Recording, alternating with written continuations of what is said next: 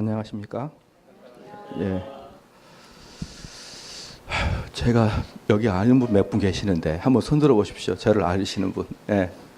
예, 여기 예. 구면이네요. 구면. 예, 감사합니다. 구면이니까 힘이 납니다. 디모데후서 4장 보겠습니다. 디모데후서 4장.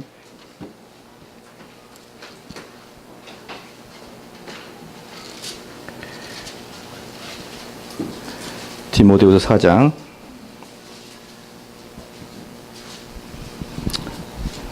3절 4절입니다. 디모데후서 4장 3절 4절 말씀인데 제 성경책이 옛날 개역 한글 성경이라 버전이 좀 다를 수가 있습니다. 그래서 제가 그냥 읽어드릴게요. 때가 이르리니 사람이 바른 교훈을 받지 아니하며 귀가 가리워서 자기의 사욕을 좇을 스승을 많이 두고 또 그 귀를 진리에 돌이켜 허탄한 이야기를 좇으니라. 아멘. 이 본문에서 바른 교훈은 독트린을 이야기하거든요. 독트린은 바른 가르침 또는 바른 교리를 이야기해요. 그래서 방금 우리 사회 봤던 그 찬양 인도했던 형제가 했던 것처럼 옛날에는 교리 그러면 딱딱하고 그랬었는데 지금 보니까 뭐 그렇지 않더라. 그것은 다 여러분이 잘못한 게 아니라 목사들이 잘못한 거죠. 저는 이 교훈을 교리라고 바꿔서 번역을 해야 된다고 저는 봅니다. 교훈이라고 말을 해놓으니까 똑바로 해! 이런 정도를 이야기하고 있는 것 같아요. 너 똑바로 안 사냐 이놈아? 어떻게 엄마한테 그럴 수 있느냐? 내 교훈을 받아들여라. 뭐 요 정도. 요 정도를 교훈으로 받아들이기 때문에 이 교훈이라는 단어 자체가 사람들로 하여금 상당히 교리를 멀게 느끼고, 그리고 여의도 순복음 그 머리에 벗겨진 목사님들 이런 분들이 지식으로 믿음하는 게 아니라 기도로 합니다 이렇게 해가지고 사람들이 지식적 기독교를 갖는 것을 범죄시화됐던 게 80년 90년대 한국 교회예요. 영화 1987년 보셨죠? 그 당시 말이에요. 그 당시 뭐 별것도 없습니다. 그 당시에 많은 교회에서는 참된 교리를 배우기는커녕 맨날 모여 앉아가지고 북치고 장구치고 기도만 했었어요. 기도만. 저희는 기도도 못하게 합니다. 하지마 기도. 왜? 이기적인 기도만 할 것이고 배우지도 않은 헛된 기도만 해댈 테니 너희가 구하여도 받지 못할 것은 욕망을 위해서 기도하기 때문에 받지 못하잖아요. 그런데 너 욕망 가지고 기도했잖아요. 아닌데 우리 남편 낫게 해달라. 그게 욕망이야. 그게 무슨 하나님의 나라의 의를 구하는 것이고 하나님 나라를 전파하는 것입니까? 쥐 남편들 사업 잘 되게 해달라. 쥐 아들 장가 못 가는 게 하나님 탓인가요? 못생겨서 못 갔지? 그래가지고 걔네들 장가를 보내달라 그러는 거예요. 예? 되지도 않은 애들을 계속 장가 보내달라니까 하나님도 힘드신 거죠. 짝이 없는데. 그런 거나 하고 있는 거예요. 그런 거나 내동하고 있었습니다. 80년대, 90년대. 저는 그런 데 살면서 이놈의 기독교 정말 싫다, 기독교가. 그래서 저는 정말 싫어요.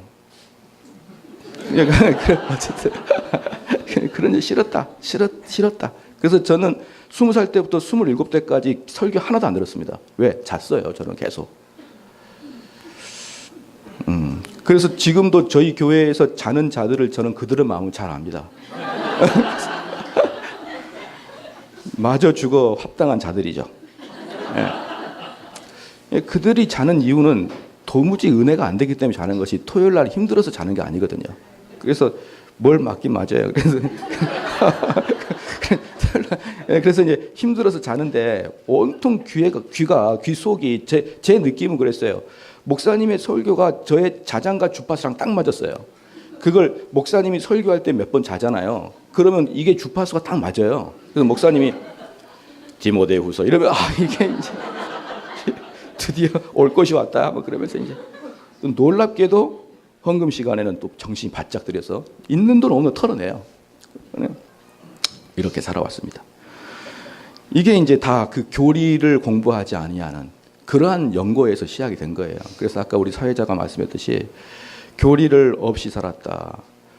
자기가 어렸을 때 아까 나이가 어떻게 되시죠? 네? 34살. 예. 거기 태어나기 전에부터 그랬어요. 교리 없었어요. 어릴 때만 교리가 없었던 게 아니라 그 형제님 태어나기 전부터 오래 전부터 교리라는 것은 한국 교회에 찾아볼 수가 없었어요. 제가 어릴 때도 교리 안 배웠거든요. 제가 어릴 때도. 이제 그러면 여기서 이제 이 3절 말씀에 이것을 바른 교리라라고 가르쳐야 된다는 이유를 좀 아시겠죠?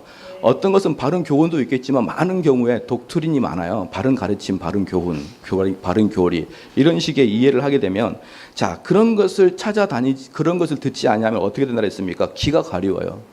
귀가 가려워가지고 자기 사역을 쫓습니다. 자기 사역을 쫓게 돼 있어요. 바른 교리를 배우지 않으면요 다 이기적인 기독교 됩니다. 이기적인 기독교 되는 거예요. 이기적인 기독교가 돼서 자기 사역을 쫓아서 그 사역에 합당하게 말을 해준 사람들의 설교를 딱 들으면 아 이거다라고 이제 생각하고 그 교회에 많이 앉게 되는 것이죠. 그래서 4절에 보니까 또 그 귀를 진리에서 돌이켜 허탄한 이야기를 쫓아다니는 거예요. 맨날 허탄한 이야기를 쫓아다니죠. 그러면 제가 역사 속에서 잠깐 아까 우리 오전에 목사님께서 잘 설교를 하셔가지고 제가 뭐 간략하게 설교를 강의를 좀 덧붙이고 그 다음에 정말 중요한 게 오늘 이 프린트물이에요. 여러분들이 이 프린트물에서 배우는 것만으로도 한 1억은 벌어간다고 보는 거예요. 1억은. 그렇죠.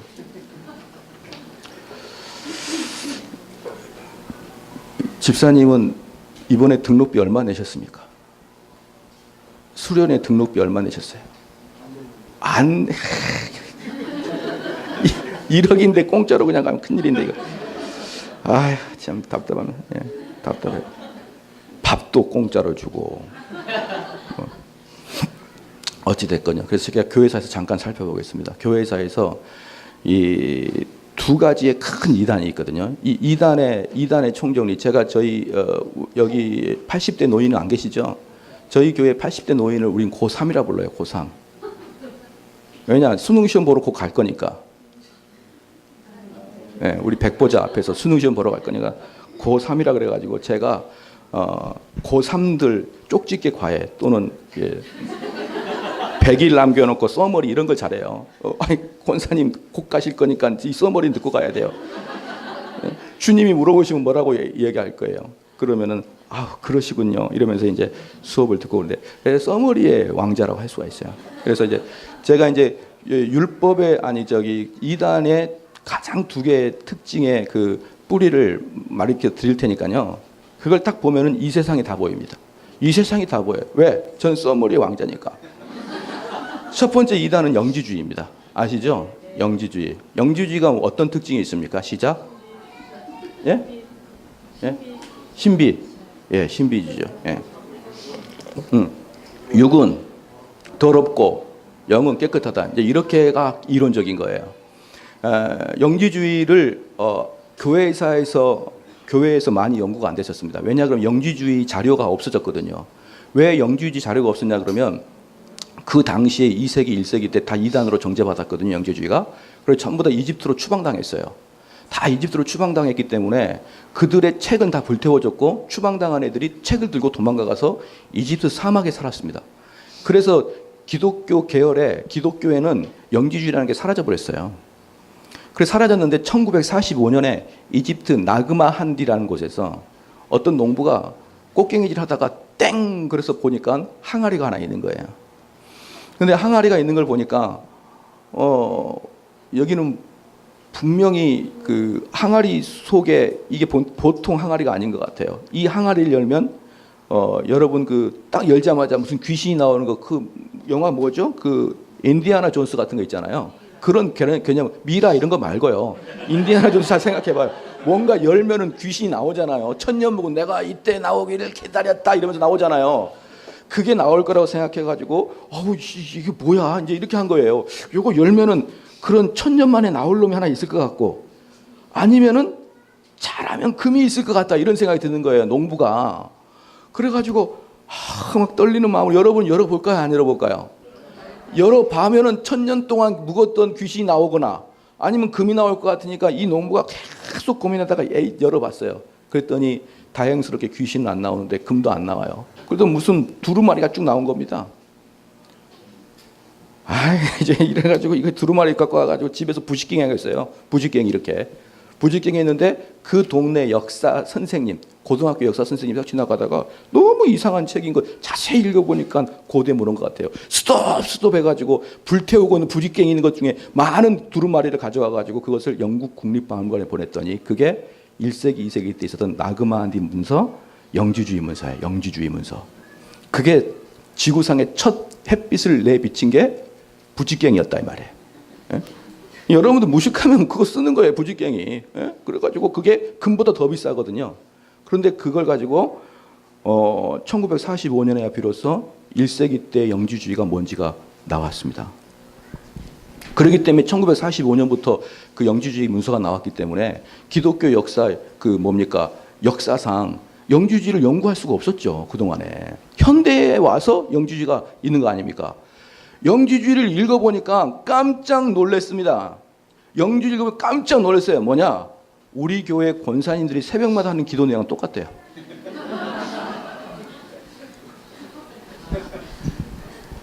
그래서 제가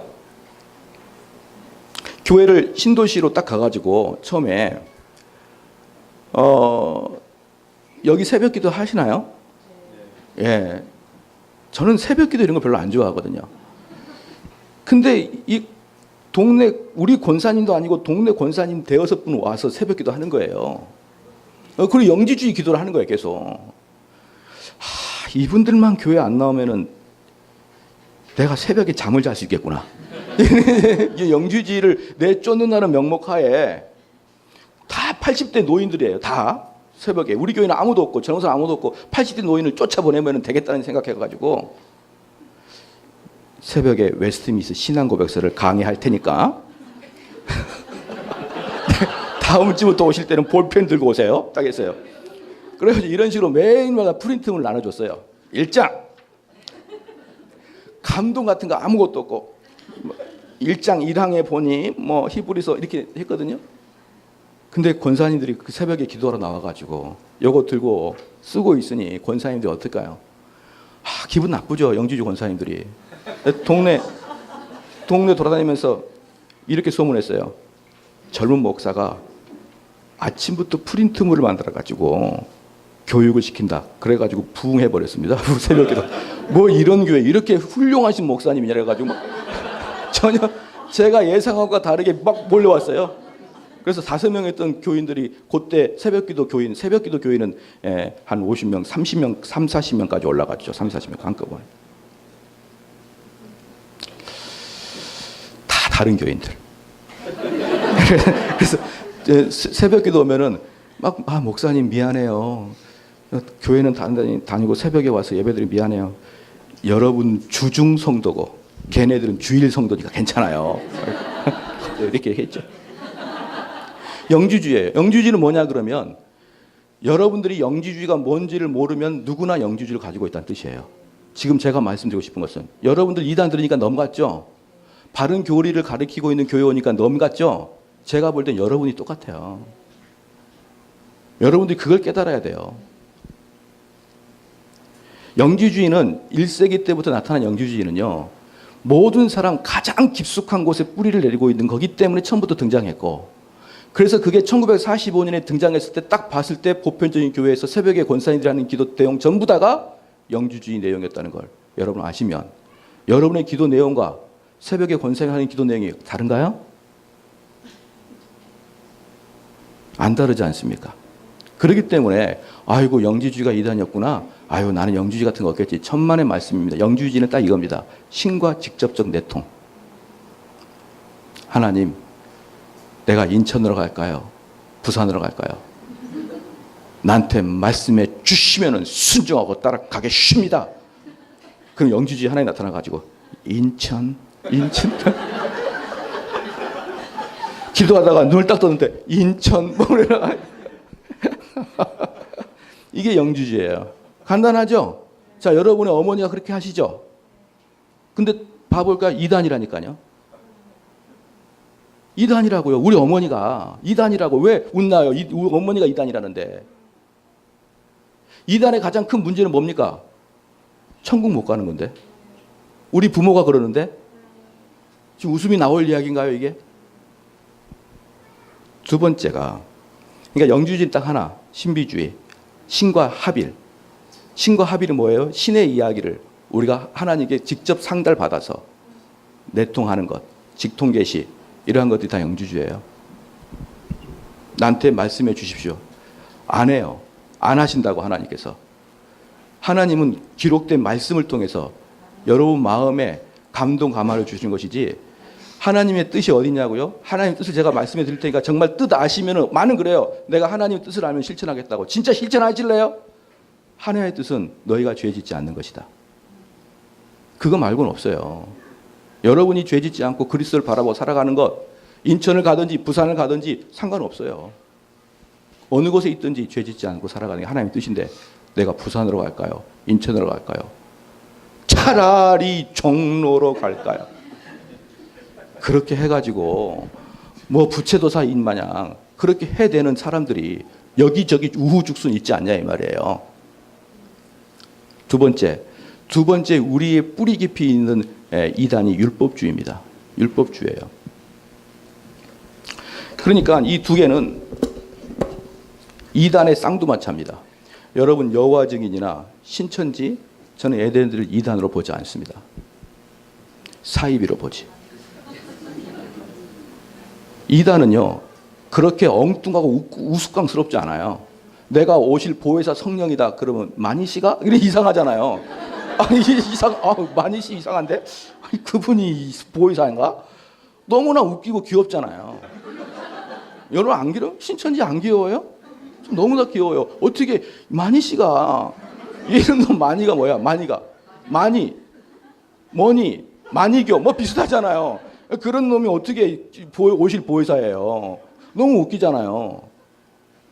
그런데 그 마니씨가 그 보혜사라고 하는 것을 믿는 것이 진짜로 큰 믿음이에요. 그러니까 그런 것은 이단이 아니고 사입이고, 이단은요 정교합니다. 정교하고 여러분이 잘 발견하지 못하고 쑥쑥 지나갈 수밖에 없는 걸 이단이라고 그래요. 그렇기 때문에 저는 여러분이 영주주의, 율법주의 두 개가 이단의 뿌리다라고 보면 끝. 나머지는 우스꽝스럽다라고 표현하는 거예요. 표현하는 것입니다. 그럼 율법주의는 뭐냐 그러면요, 율법주의 갈라디아서 1장 나오잖아요. 너희가 다른 복음을 전하면 저주를 받을 것이라. 1장 8절 9절 나오잖아요. 그게 율법주의를 저주하는 거거든요. 그러니까 지금 율법주의자들에게는 지옥을 형벌을 내렸어요, 바울이 이미. 그럼 그 율법주의가 뭐냐? 여기서 이들이 그 주장했던 게 뭐냐 그러면, 바울은 이렇게 주장했습니다. 오직 예수 그리스도를 믿고 은혜로 구원을 얻는다, 이렇게 얘기했거든요, 바울의 주장은. 근데 일단의 무리들이 갈라디아 교회로 와보니까 사람들이 너무 율법을 지키지 않고 있는 거예요. 그래가지고 예루살렘 교회에서 내려와가지고 바울이 잠시 이제 그 담임 목사님이 잠시 교회를 비우는 사이에 예루살렘 교회에서 내려왔어요. 그래가지고 딱 보니까, 요 이야기하기 전에 좀 다른 이야기를 좀 먼저 해야겠네요. 바울이 전도법이 어땠는지 제가 이야기해 드릴 테니까 여러분 이 전도법을 따라 해볼랍니까? 안 해볼랍니까? 해보겠습니다. 그렇게 하는 거 맞죠? 집사님은 왜 아무 말도 안 하시고 빙그레 웃기만 하시는 거예요? 에? 뭐 특별하게 집안에 안 좋은 일 있나요? 예, 바울의 전도법을 따라 하셔야 됩니다. 바울은요, 시장통 가가지고 커피 나눠주면서 주 예수를 믿어라 하지 않았어요. 형제님 얼굴에 마가 끼었는데 그렇게 하지 않았단 말이에요. 바울은 그런 식으로 전도하지 않았습니다. 바울은요, 어떻게 전도했냐면 그 당시에 회당에 들어가서 전도했어요. 회당에 딱 들어가. 그때 당시는요, 이렇게 제가 지난번에 우리 안수 집사님한테도 잠깐 얘기했었을 건데, 그때는 그 랍비들은 옷을 따고 입었다니까요. 랍비들의 옷이. 그렇잖아요. 그러니까 랍비들의 옷이 좀 따르고, 또 하나 랍비들은 손이 깨끗해요. 다른 사람들은 손이 험한데 그냥 딱 보면 알죠. 쟤네가 랍비다 아니다. 여러분, 그 목사님 구별하는 법, 쉽게 구별하는 법 가르쳐 드릴까요? 낮에 일단의 여성들과 식사하는 사람은 목사예요. 대낮에. 그런 목사. 딱 보면은 저 부분 목사다라고 보면 이제 되는 거예요. 여러분이 그때 착각할 게, 잠깐 실수하는 게, 보험사 직원들도 약간 그런 경향이 있어요. 남자 한 명에 여자 다수가 이렇게 볼 수 있는. 그것만 잘 구별하면은 거의 대부분 목사를 구별해낼 수가 있다. 그런데 그 랍비들은 옷이 따로 있었어요. 그래가지고 랍비가 그 회당에 딱 들어가게 되면 회당장이 뭐라고 합니까? 조수를 보내요. 전도사를 딱 보내가지고 이게 예의입니다. 아유, 랍비님 오셨습니까? 오늘 혹시 말씀을 전해줄 게 있습니까? 이렇게 물으면 바울이 그럽시다 이렇게 얘기하는 거예요. 그럽시다. 그런데 아시다시피 최고의 그 랍비들은 예루살렘에 있는 거예요. 그리고 뭐 갈라디아나 에베소나 빌립보 이런 데는 도시로서는 대형 도시지만, 도시로서는 로마의 속국이지만, 그들의 회당으로서는 변방이고 지방이죠. 그렇죠? 그래서 진짜 제일 훌륭한 목사님은 미국에 있다, 한국에 있다? 아니, 크게 말해요. 제일 훌륭한 목사는 미국에 있다, 한국에 있다? 한국에 있어요. 왜냐 그러면 한국에서 목회를 잘 못하면 미국 가거든요. 이제 잘 안 믿으시네. 그래서 제일 좋은 목사님들은 주로 한국에서 목회하시는 목사님. 물론 한국에서 목회하는 분들이 다 좋다 이런 것은 전혀 아니고요. 그나마 좋은 분들, 훌륭하신 분들이 한국에 있습니다. 1번이 스테반 황영, 2번이 정대훈이에요. 이런 분들이 뭘 박수를 쳐. 좋다고. 박수를 치고, 박수를 치고. 박수 치지 마요. 뭐, 박수 치지 마요. 예, 이런 분들이 한국에 있지, 어디 미국에 있습니까? 저는 그렇게 생각해요. 이제 그렇게 이제 하니까, 아무리 빌립보고 갈라디아 교회라 그래도 뭡니까? 이 회당장이 수준이 떨어지는 거예요. 회당장 수준이. 그런데 그 당시에는 어땠냐면 이스라엘 사람들에게 반한 이방인들이 있어요. 이스라엘 사람들한테 반한 사람들. 왜냐? 윤리적으로 깨끗하거든요. 그 당시에는요, 정말 성적 타락했어요. 여러분, 제가 동남아 선교를 가끔 가잖아요. 동남아 선교 가면요, 가정이 깨지지 않는 가정이 없어요. 이 남성들이 전부 다 뭡니까? 불륜을 저질러요. 남성들이. 그러니까 성적 개념이 너무나 희박해요. 여성들도 너무나 희박해요. 그러니까 전부 다 가정이 깨져 있는 거예요. 미개할수록 뭡니까? 성적인 타락이 심하단 말이에요. 미개할수록. 그러니까 고대 시대에 얼마나 성적으로 문란했겠습니까? 그런데 오직 유대인들만 반듯하게 살아가거든요. 그러니까 그동안에 이런 것들 때문에 혐오스럽고 어려웠던 사람들이 유대인들을 보면서 나도 유대교로 교정하자 이렇게 하는 사람이 있었겠죠. 그런 사람들이 회당에서 예배를 드립니다. 그런 사람이 회당에 드리는데 이 회당에 여러분처럼 가운데 앉아있는 사람이 있고 옆으로 이렇게 의자를 니은자로 이렇게 미음자로 돌르는 의자가 있어요. 거기에 사람들, 이방인들이 쭉 앉아있는 거예요. 이방인들이. 그런데 이방인들이 앉아있는데 그 이방인들은 왜 거기 앉아있냐 그러면 유대교로 개종을 했는데 무엇을 안 했어요? 그렇지, 할례를 안 한 거예요. 할례를 안 하니까 그럼 이방인들 중에 할례를 한 사람 여기 앉을까요? 거기 앉을까요? 여기 앉는 거예요. 그렇기 때문에 유대인들은요, 여러분 갈렙이라는 사람이 까무잡잡한 사람이에요. 그 갈렙이 여호수아와 갈렙 말이에요. 그가 유다 지파예요. 그러니까 그는 정식 유다 지파의 후손이 아니라 유다 지파 밑에 있던 그 출애굽할 때 데리고 나왔던 잡족들이 있었거든요. 그러니까 히브리 민족들만 노예 생활을 한 게 아니라 그 지역에서 히브리 민족이 대다수가 노예고 다른 민족들도 노예를 하고 있었어요. 그때 출애굽할 때 얘네들도 같이 나왔단 말이에요. 그럴 때 얘네들이 뭐냐면 잡족이라고 했단 말이에요. 잡족. 발음은 좀 이상하지만 어쨌든 그들을 성경에서 잡족이라 했단 말이에요. 저도 그렇게 이야기하는 거예요. 저의 인격이 싸구려가 아니라 성경이 그렇게 이야기한단 말이에요. 잡족이라고. 잡족이 누구예요? 갈렙이에요. 근데 갈렙이 할례를 하고 유대 신앙을 전폭 받으니까 어때요? 유다 지파의 대표가 됩니다. 갈렙이. 그러니까 이스라엘 백성들은요, 우리보다 훨씬 혈족 관계가 아니에요. 걔네들은 할례 관계입니다. 할례만 하면 걔네들은 차별 없이 유대인을 받아들여요. 근데 할례하지 않으면 죽었다 깨어나도 유대인을 안 받아들입니다. 그러니까 걔네들이 이렇게 쭉 디귿자로 있는 애들은 전부 다 할례를 하지 않은 유대를 선망하는 자들이고, 그 중에 결단을 하고 할례하는 사람은 들어와가지고 유대인과 똑같이, 정통 유대인과 똑같이 예배를 드립니다. 근데 그들이 왜 할례를 못했나요? 그들이 할례할 때 그 수술할 때 수술도가 뭐라고 했습니까? 날카로운 부싯돌이에요. 그러니까 그들이 할 때 돌 갖고 와라 해가지고 갖고 와. 왜 안 갈았냐? 다시 가라. 막 죽는 거죠. 지금처럼 그 독일제 수술용 칼로 딱 잘라버리면 괜찮은데, 안 잘리잖아. 다시 갖고 와. 해가지고, 그럼 수술 받는 애는 어때요? 이러잖아요. 그러다가, 할례 수술하다가 3분의 1이 죽습니다. 여러분. 3분의 1이. 고열로. 3일 동안 고열로 죽어요. 너무 고통스러워가지고. 왜? 안 잘리잖아. 아주 끝장내버립니다. 끝장내요. 그러니까 두려워서 유대교는 좋긴 좋은데 도저히 할례를 받지 못하겠는 거예요. 그 사람들이 쫙 살아가지고 있는데, 근데 회당장이 딱 나와가지고 설교합니다. 제가 이제 회당장처럼 얘기할까요? 여러분, 모세는 부경화를 다 버리고 하나님을 쫓아 광야로 갔는데 그거 하나 할례 하나 못해요? 네? 그렇게 두려워요? 아이고, 믿으려면 똑바로 믿읍시다. 그럼 여긴 사람 어때요? 할렐루야 그러는데 얘네들은 이렇게 하겠죠. 믿으려면 똑바로 믿어요. 저 봐요, 갈래 다 했잖아요. 안 죽잖아. 믿음으로 하면 죽지 않는다. 그럼 그러는 거예요. 그러고 있는데 그렇게 설교하고 있는데 바울이 딱 온 거예요. 와가지고 혹시 설교 좀 해줄 수 있습니까? 그랬더니 네, 하겠습니다. 바울이 딱 와가지고 저는 가말리알 학파입니다.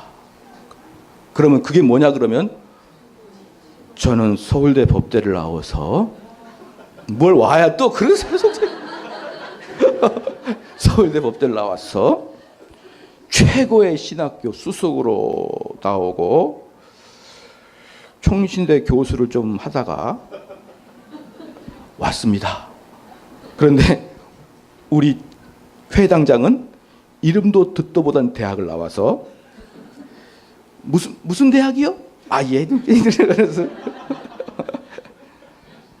무슨 대학 3번 들어야 알 수 있는 대학을 나왔어. 서너 번 들어야 알 수 있는 신학교를 나오고 이렇게 해가지고 서 있는데 비교도 안 되는 바울이 설교를 딱 하는 거예요. 그때 뭐라고 하냐? 구약을 딱딱 찾아대면서 아브라함 얘기하면서 믿음으로 구원받는 것이지 할례의 유물을 통해서 구원받는 거 아니다. 딱 그러니까 옆에 있는 사람들 어때요? 난리가 난 거예요. 난리가. 네? 그러고 있다가 뭐야 이게? 진짜야? 얘네들이 난리가 난 겁니다. 그래가지고 얘네들이 그다음 그게 뭐 그동안에 할례 못한 애들 뭐 엄청나게 뭐라고 했더니 회당장 어때요? 그러는 거죠. 그 다음 주에 또 와 바울이 또 뒤에 앉아 있어. 그럼 또 예뻐이 뭐예요? 전도사 가가지고 오늘 저기 설교 좀 물론이죠 하면서 또 해. 저는 가말리엘 할파고 이 회당장은 이름도 듣도 못한 이상한 사람이고 제 말을 들으세요. 자 이제는 우리가 노아를 봅시다. 노아는 믿음으로 노아의 방주를 지었고 어디 그러면은 노아가 천국 갔나요 못 갔나요? 시작. 노아가 천국 갔나요 못 갔나요? 노아가 천국 갔으면 율법은 이미 몇백 년 후에 율법이 나온 건데 그럼 뭘로 천국 갔죠? 바울이 물어본 사람들이 모르겠는데요. 그게 믿음이에요. 만약에 믿음으로 구원 못 받으면 모세가 율법을 만들기 이전 사람 다 지옥 가야 돼요. 그러니까 그러구나. 그러면서 그 다음 주에도 또 다 히트를 친 거예요. 그러니까 옆에 있는 회당장이 죽이고 싶은 거예요. 그 다음 주에 또 온다 안 온다? 또 와요 바울이. 그러니까 나중에 회당장이 뭐라고 합니까? 시작. 오지 마세요. 오지 마세요. 그러니까 바울이 뭐라고 합니까? 알았어요. 그 옆에다 개척을 딱 합니다. 그랬더니 여기 있는 사람이 다 쫓아가는 거예요. 그렇게 해서 교회를 진 겁니다. 교회는 회당에서 뺏어진 거예요. 그래서 제 주장이 뭔지 아십니까? 이건 완전히 신천지 주장인데 복음 없는 곳에서 복음 전파하고 데려오십시오. 복음을 듣지 못한 그들이 지옥에 가고 있는데 왜 데려오지 않습니까? 가서 복음을 전해보라고요. 그럼 그들과 부딪힐 거 아닙니까? 여러분이 성경을 이겨버리세요. 그리고 이 복음을 듣고 싶으면 그리스도의 보혈의 교회 오면 받아줄까 모르겠지만 와봐라. 여러분 전도할 때 그런 걸 부담스러워하지 마십시오. 그런 이목보다 더 중요한 게 뭐예요? 내 사랑하는 사람이 영혼이죠. 내 사랑하는 사람이 복음 못 듣고 그 영혼이 지옥 가고 있는데 애특게 지키다가 그를 놓친다고요? 그게 말이 되는 소리입니까? 하나님의 지혜가 우리 인간의 에티켓이 무엇이 더 우월합니까? 그렇기 때문에 어쨌든 그렇게 해서 싹 데리고 나와가지고 바울이 교회를 지니까 어때요? 그 바울의 교회는 전부 다 할례 안 한 사람으로 가득가득 찼단 말이에요. 할례 안 한 사람 가득가득 찼는데, 그래서 바울을 이방인의 사도라 그러는데, 이방인의 사도가 뭐냐면 생뚱맞게 로마에 가가지고 그들을 전도한 게 아니라니까요. 이미 성경을 알고 있는 이방인을 전도한 거라고요. 그러니까 우리는 순복음 교회가 뭐예요? 우리의 전도 대상이고, 당연히 우리는 지금 특공대를 만들고 있어요. 어떤 특공대? 신천지로 파송하려고. 신천지에 들어가서 거기서 딱 웨슬리 신앙국에서 가르쳐가지고 사람들을 다 끌고 와라. 여러분, 그것을 정통 바울의 전도법입니다. 여러분, 그런 것을 쓸데없는 목회윤리 이런 거 가지고 마음에 상처받고 그러지 마십시오.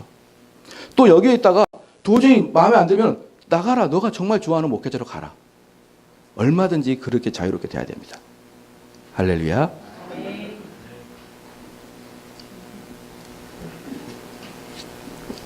그러니까 유대에서 딱 와보니까, 이런 상황에서 유대에서 딱 와보니까 사람들이 전부 다 할례를 안 했어요. 할례를 안 하니까 예루살렘에 있던 그 일단의 무리들이, 야, 너희들 도대체 할례는 했냐?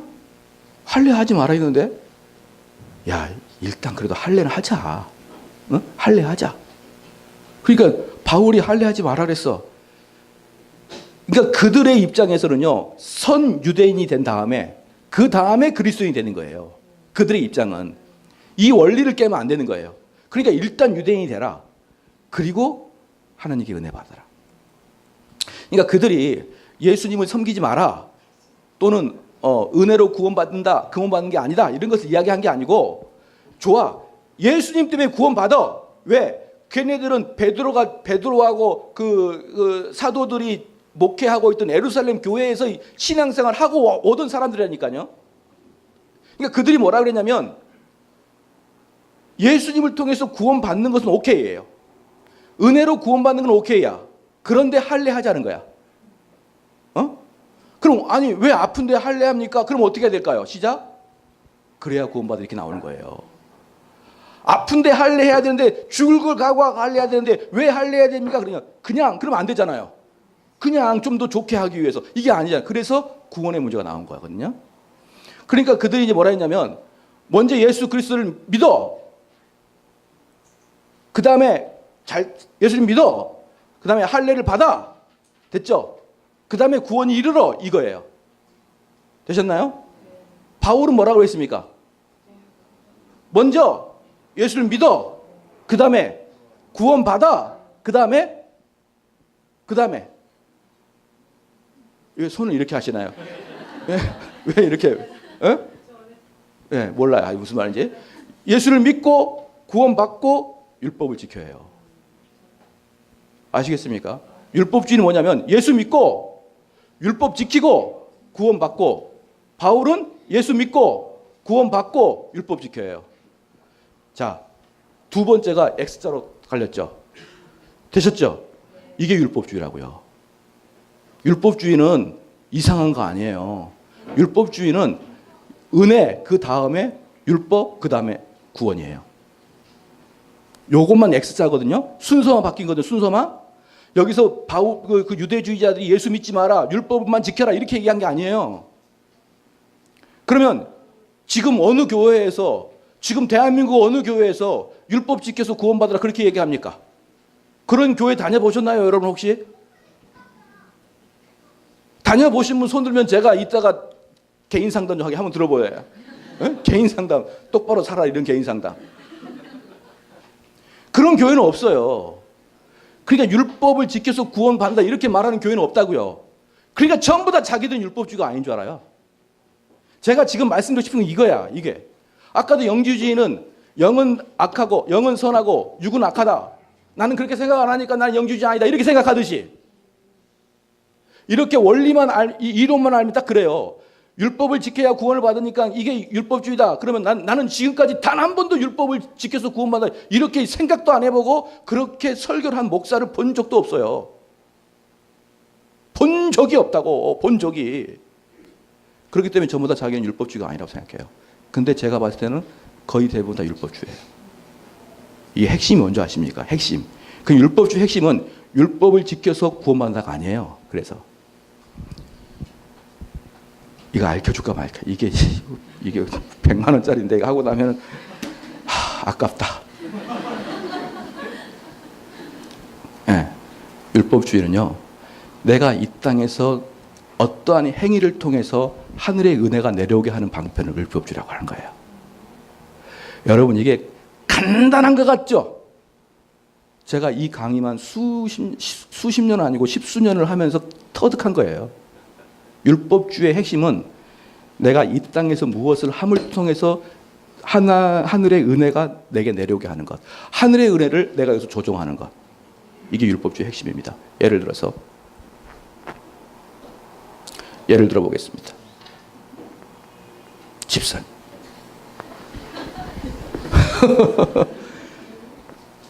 주인의 부름을 받으면 기쁘죠? 아니에요. 그냥 하겠습니다. 찬양을 할 때, 아까 우리 찬양을 했는데, 찬양을 열심히 하게 되므로 은혜를 받기를 사모하나요, 안 하나요? 생각을 안 해봤다고 피해 나가시는군요. 이분은 정치인으로 내보내야 돼요. 한 번도 그걸 생각을 못해요. 저런 분들이 훌륭한 일을 하는 거예요. 어리석은 사람들은 뭐라고 할까요? 네, 그랬죠. 이렇게 얘기했는데 저분은 훌륭하신 분이에요. 내가 이 땅에서 기도를 열심히 하니까 하나님의 은혜가 내려오는 것이죠. 이게 율법주의입니다. 이게. 율법주의는 어디서 이루어지십니까? 거의 대부분의 교회에서 다 하고 있어요. 여러분, 목사님, 제 마음에 안정이 안 되고 요즘에 힘들어요. 기도 열심히 하세요. 네. 목사님, 이번에 이게 안 돼요. 작정 기도하세요. 네. 기도하면 하나님이 내려주시고, 기도하면 내려주시고, 찬양을 열심히 하면 은혜가 내려오고. 이 메커니즘을 율법주의라고 하는 거예요. 율법주의. 그렇기 때문에 저런가 여러분과 똑같이 다 들어가 있죠. 이 생각이. 이 생각이 들어있지 않아요? 그렇기 때문에 이단들 저기 너네 교회 하지 말고 여러분 스스로가 내가 이단에 물들어 있다는 걸 깨달아야 돼요. 왜? 영주주의와 율법주의는 사람의 본성 속에 들어가 있거든요. 사람의 DNA 속에 들어가 있단 말이에요. 그렇기 때문에 우리 모든 사람들 속에 이단의 요소가 있기 때문에, 그럼 교회가 해야 될 일이 뭐냐? 여러분 속에 이단의 요소를 쭉쭉 빼내는 게 교회의 일이에요. 그거 이단이야. 이렇게 빼내면은 되는 겁니다. 되셨죠? 그렇기 때문에 교회가 얼마나 중요한 존재인가. 왜? 내 속에 이단의 요소가, 아까 분명히 바울이 그랬지 않았습니까? 율법주의자들은 지옥 갈 거라고. 그렇기 때문에 내가 열심히 기도하고 내가 열심히 봉사했을 때 하나님께서 그에 합당한 복을 준다고 생각하는 그러한 경우들은 이단이란 말이에요. 이단. 그러니까 이러한 것들이 이단인데 신천지를 내가 이단이라고 하겠냐 말이에요. 이러한 것들이 이단인데 내가 저기 하나님의 교회를 이단이라고 하겠냐. 그 교회들은 말할 것도 없는 거고, 기존의 수많은 교회가 자기들이 정통교단이라고 하는 교회들 목사들의 설교들 전부 다 이단화되어 있습니다. 그럼 알고 계십니까? 그러니까 빼와야 됩니다. 아시겠죠? 왜 아멘을 안 하셔요? 아시겠습니까? 일단 여러분의 가족, 친척은 다 이 교회로 와야 돼요. 그러지 않으면 여러분 안 돼요. 그러지 않는 경우가 뭐냐? 하나님의 말씀의 진리가 뭐냐면, 진리가 영어로 뭐죠? true예요, true. 그러니까 그러니까 뭔가 목숨 걸고 막 지키고 이럴 것 같이 보이는데, true는 뭐냐면 사실, 진짜. 즉 하나님 말씀을 진짜 사실대로 선포하지 않으면 거기에는 구원의 역사가 없습니다. 그런데 우리가 많은 교회는 사실대로 선포 안 하잖아요. 거기에 율법주의가 개입되어 있고. 어저께 밤에 올라오는데 하나님께서, 어젯밤에 잠자는데 하나님께서 광활한 푸른 잔디를 보여주시면서 하나님께서 저에게 이렇게 말씀하시는 것 같아요. 이제 이 푸른 잔디를 너가 개간하라. 이런 꿈 얘기하고 이런 영주주의라고, 영주주의. 뭘 그렇게 심각하게 또 들으세요. 어? 이런 영주주의들의 가르침과 설교 속에는 구원이 없다니까요. 그런 식의 개념이 있는 사람들에게는. 근데 어떻게 거기다 여러분 일가 친척을 놔두고 올 수가 있냐고요. 자, 그렇습니다. 그래서 이제 율법주의, 영주주의 좀 아시겠죠? 그럼 이제 율법주의가 어떻게 역사로 흘러나왔느냐? 여러분도 아까도 배우셨겠지만 펠라기우스하고 세미펠라기우스예요. 그렇죠? 제 펠라기우스는 말할 것도 없고 세미펠라기우스를 말씀드릴게요. 세미펠라기우스의 찬송가를 불러드리겠습니다. 세미펠라기안의 찬송가. 세미펠라기안 이겁니다. 내가 먼저 내 마음속에서 내가 먼저 선한 일을 해. 그러면 하나님 너를 도우실 힘을 줘. 이게 세미펠라기안이에요. 내가 선한 일을 먼저 해. 내가 우리 집사님 얼굴 보니까 참으로 안 돼 보여서 지갑을 꺼내서 벌써 받을 생각은 줄 생각은 안 하고 맨날 받을 생각 딱 주면은 어때요? 그 일을 계속할 수 있도록 하나님이 또 채워줘. 채워주셔요. 할렐루야. 대답도 안 하시고 이제 채워주셔요. 그럼 내가 또 이 사람 성격이 엄청나게 안 좋아요. 성격이 안 좋은데 이 사람 내가 안고 가는 거예요. 근데 만날 때마다 승기를 나는 거예요. 근데 참아요. 하나님께 참을 수 있는 힘을 주시는 거예요. 이게 세미펠라기입니다. 아시겠죠? 네. 그 세미펠라기 안에 노래가 뭘까요? 나의 등 뒤에서 나를 도우시는 주. 이런 거 있잖아요. 이런 노래. 이런 노래가 세미펠라기 아니에요. 근데 많이 불렀잖아요. 그렇죠? 근데 많이 불렀으니까 여러분 이단이죠. 어디 이단이 여기 와가지고 머리를 뻣뻣이 들고 있냐 이 말이에요. 그래서 저희 교회는 처음에 오면은 일단 목사랑 대답하기 전에 회개부터 해라. 내가 이렇게 얘기해야 돼. 수많은 세미펠라기 안에서 훈련받고 와가지고 나의 등 그러고 앉아 있는 거예요. 등 뒤에서 나를 도우시는 주. 세미펠라기 안의 주제는 핵심은 누구냐면 나야. 나예요. 내가 일하면 돕는 거. 예. 지게 우리 집사님 우리 집사님 안수 집사님 지게 접하셨어요? 지게? 예.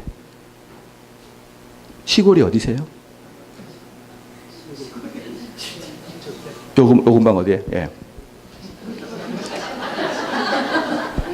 지게를 딱 지면요. 지게를 질 때 엄청나게 크게 짖거든요. 한번 갔다 오려고.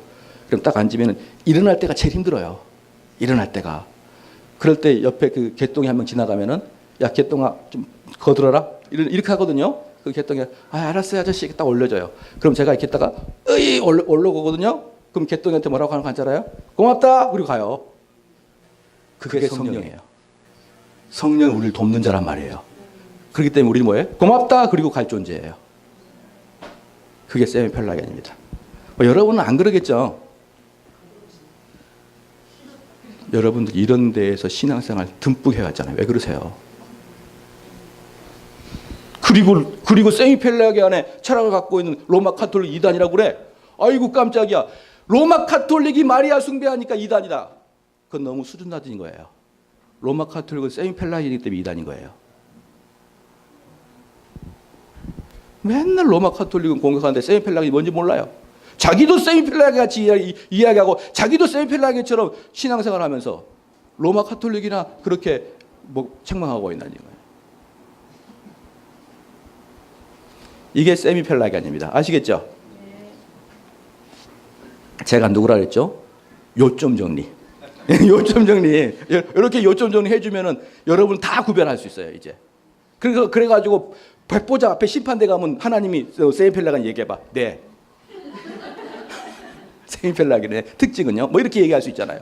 어유 많이 배웠네. 누구한테 배웠냐? 그리스도의 보혈의 교회에서요. 그 다음에 행위고는 자가 누굽니까? 율법주의자는 다른 말로 행위구원자거든요. 그 다음에 아까 유대 율법주의자 있었죠. 그 다음에 펠라기우스, 세미펠라기가 있었죠. 그 다음에 나타난 게 알미니안이에요. 알미니안은 뭐냐면요. 그러니까 세미펠라기는 내가 먼저 일어서고 성령이 나를 돕는 거고.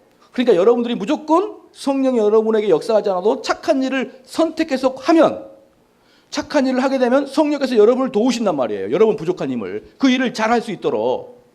그게 세미펠라기냐. 알미니안은요.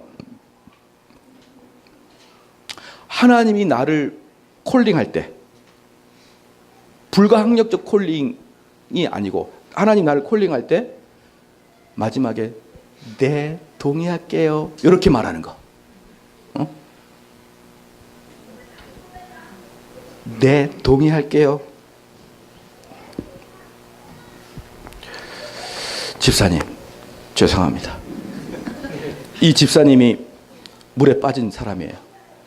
물에 빠져서 허우적거리고 있는데 구세주가 딱 가가지고 이렇게 집사님을 이렇게 탁 손을 내밀. 우리 집사님이 손을 딱 내밀잖아요. 딱 요게 알미니안이에요. 우리 집사님이 이렇게 손을 내밀었잖아. 이렇게. 그렇죠. 맞습니까? 안 맞습니까? 그러니까 이게 알미니안이라고요. 이게 알미니안이라고. 이게 알미니안이다. 맞다. 이렇게 얘기해야 돼요. 그러면 칼빈주의는 뭡니까? 그렇죠. 가만히 있어야 돼요. 손 움직이지 말고. 그러면 알미니안 돼요. 상당히 인생이 힘들어요. 칼빈주의는 이렇게 건지는 거예요. 이렇게. 아시겠죠? 이 사람의 요게 없어요. 그럼 알미니안주의는 여기까지는 이해가 되시죠? 여기까지 이론이거든요. 그럼 이걸 이제 실제로 목회로 들어가 볼게요. 알미니안주의는 어떻게 목회할까요?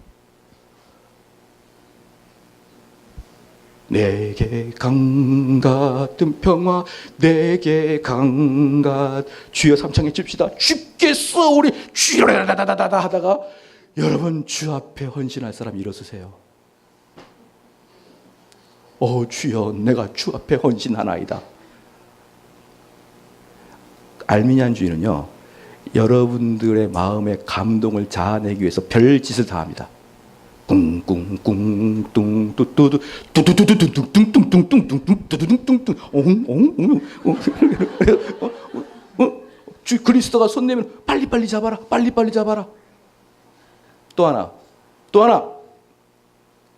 옛날에 많이 했던 거. 여러분, 우리가 선교를 갑니다.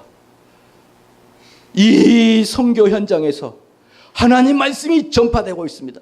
지금 이 세미나에서, 이 수련회에서 정대웅 목사를 통해서 하나님 마음 말씀이 전파되고 있습니다. 그러나 어떻게 되어 있는 거예요? 내 마음의 컵이 딱 뒤집어져 있어요. 그러니 아무리 폭포수와 같이 단비가 내려도 그 속에 찹니까 안 찹니까? 안 차요. 그러니까 여러분의 마음의 컵을 뒤집으세요. 이게 알미니안이라고요. 요게 이렇게 설교 들어봤어요? 안 들어봤어요? 들어봤습니까? 안 들어봤습니까?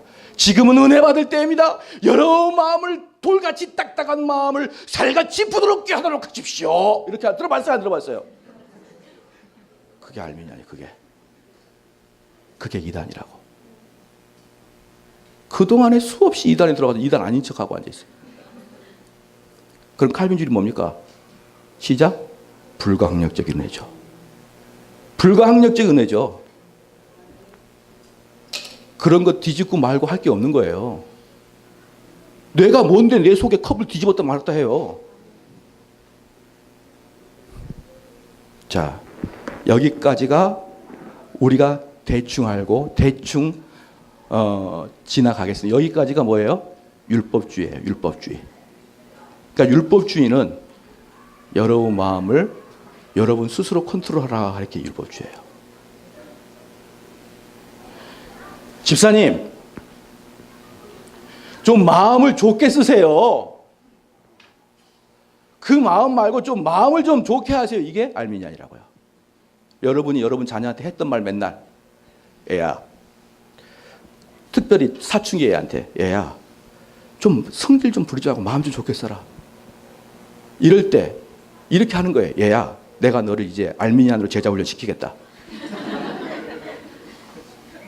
그렇게 안 하셨죠, 여러분들? 혹시나 할까봐. 그래서 칼빈주의는 충고도 별로 없어요. 칼빈주의자들은 오직 사람의 마음을 움직이게 하는 것은 성령의 역사밖에 없다고 생각하기 때문에 충고도 별로 안 합니다. 제가 우리 교회에서 설교할 때마다 그래요. 우리 교회에 설교할 우리 어머니가 계시거든요. 우리 어머니가 나한테 공부 열심히 하라고 했던 것을 다 쌓으면 난 서울대 법대 갔다. 어릴 때부터 대학생 될 때까지 공부해라, 공부해라. 만화책 보지 마라, 만화책 보지 마라. 그렇게 해서 제가 그것에 맞춰서 10분의 1, 아니 100분의 1만 공부해서도 서울대 법대 들어갔어요. 할 필요 없어요, 여러분 자녀. 어차피 공부 잘하는 아이들은 무슨 소리 듣는 줄 아십니까? 공부 잘하는 아이들은 엄마 아빠한테 그만 자라 이런 소리 들어요. 목사님 이런 소리 들어보셨어요? 왠지 들어봤을 것 같아. 공부 잘하는 사람은 공부해라 공부하는 소리를 안 들어요. 그래서 역으로 공부하라 공부하라 이런 소리를 듣는 사람들은 공부 못해요. 무슨 말인지 알겠죠? 진짜 공부 잘하는 사람은 자라 좀. 야, 그래도 병 나겠다. 코피 나겠다.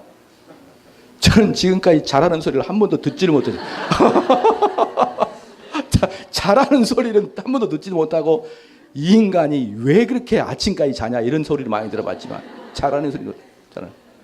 근데 여러분 제 경험상도 공부하라 한다 공부하는 거 아니에요.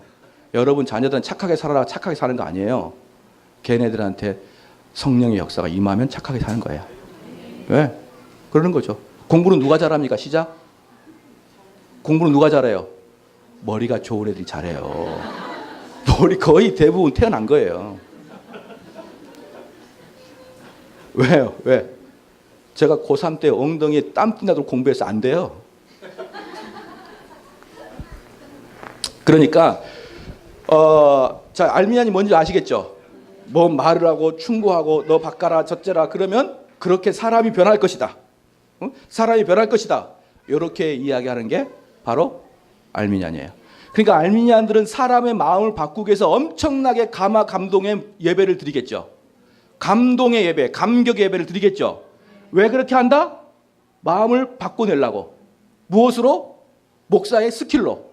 교회의 어떤 걸로 그들의 마음을 바꾸려고 그렇게 하는 거예요. 이걸 사악한 것이다 라고 표현하는 거예요. 그러면 알미니아이 나빠요? 세미펠렉이 나빠요? 아니 다 나빠요 이렇게 하지 말고 어디서 또 답을 피해 가려고 그래요. 알미니아이 나빠요? 세미펠렉이 나빠요? 세미펠렉이야? 그럼 세미펠렉이 나쁘다. 카톨릭 세미펠렉이 나쁘다. 손 들어봐요. 예. 알미니아이 나쁘다. 손 들어봐요. 예, 손 내리세요. 지혜로워서 안 든 분 몇 분 계시죠? 다 어디 가나 꼭 그런 분은 있어요. 지혜로워. 어떻게 말로 표현할 수가 없어요. 세미펠라기안이 가는 곳은 뭐가 있을까요? 세미펠라기안들이 가는 곳은 선함이 있어요. 아시겠죠? 알미니안이 가는 곳은 뭐가 있을까요? 광신도가 나와요. 광신도가. 이런 애들 있잖아요. 이런 애들. 그래서 세미펠락이 나아요. 알미니안보다. 알미니안은 선한 행위도 못해요. 어차피 지옥 갈 건데 착한 일이라도 하고 가야 될 거 아니에요. 착한 일이라도 좀 하고 가야 될 거 아닙니까? 세미펠락은 가는 곳마다 착한 일을 해요. 성령의 도우심을 받을 때까지. 근데 알미니안들은 광적인 예배를 드리도록 그렇게 가게 돼 있는 거예요. 그래서 개신교가 욕먹는 겁니다. 그래서 왜? 개신교는 알미니안이니까. 현대 한국교회는. 여러분 혹시나 여기 교회 빼고 알미니안 아닌 교회 있으면 저한테 한번 얘기해 보세요. 감히 이야기를 못해요. 감히. 그러니까 많은 사람들이 저한테 이래요. 목사님, 내가 이번에 어디로 이사 가가지고 어느 교회 갈 건데 거기 무슨 A라는 교회인데 한번 봐주세요. 딱 보면 제목만 봐도 알미니안지 세미펠라게인지 칼빈인지 다 알아요. 제목만 봐도 아니 목사님의 머리 스타일만 봐도 얘는 알미니안인 걸 알 수 있는 거예요. 알 수가 있어요. 에? 알 수가 있어요. 그냥 팍 보고 이 인간이 이건 그래도 예. 여기 몇 시까지죠? 제가 아까 몇 시부터 시작했죠? 1시 반부터 3시 반까지죠? 그러면은 이제 여기까지가 역사 속에 드러난 이제 일부예요, 일부.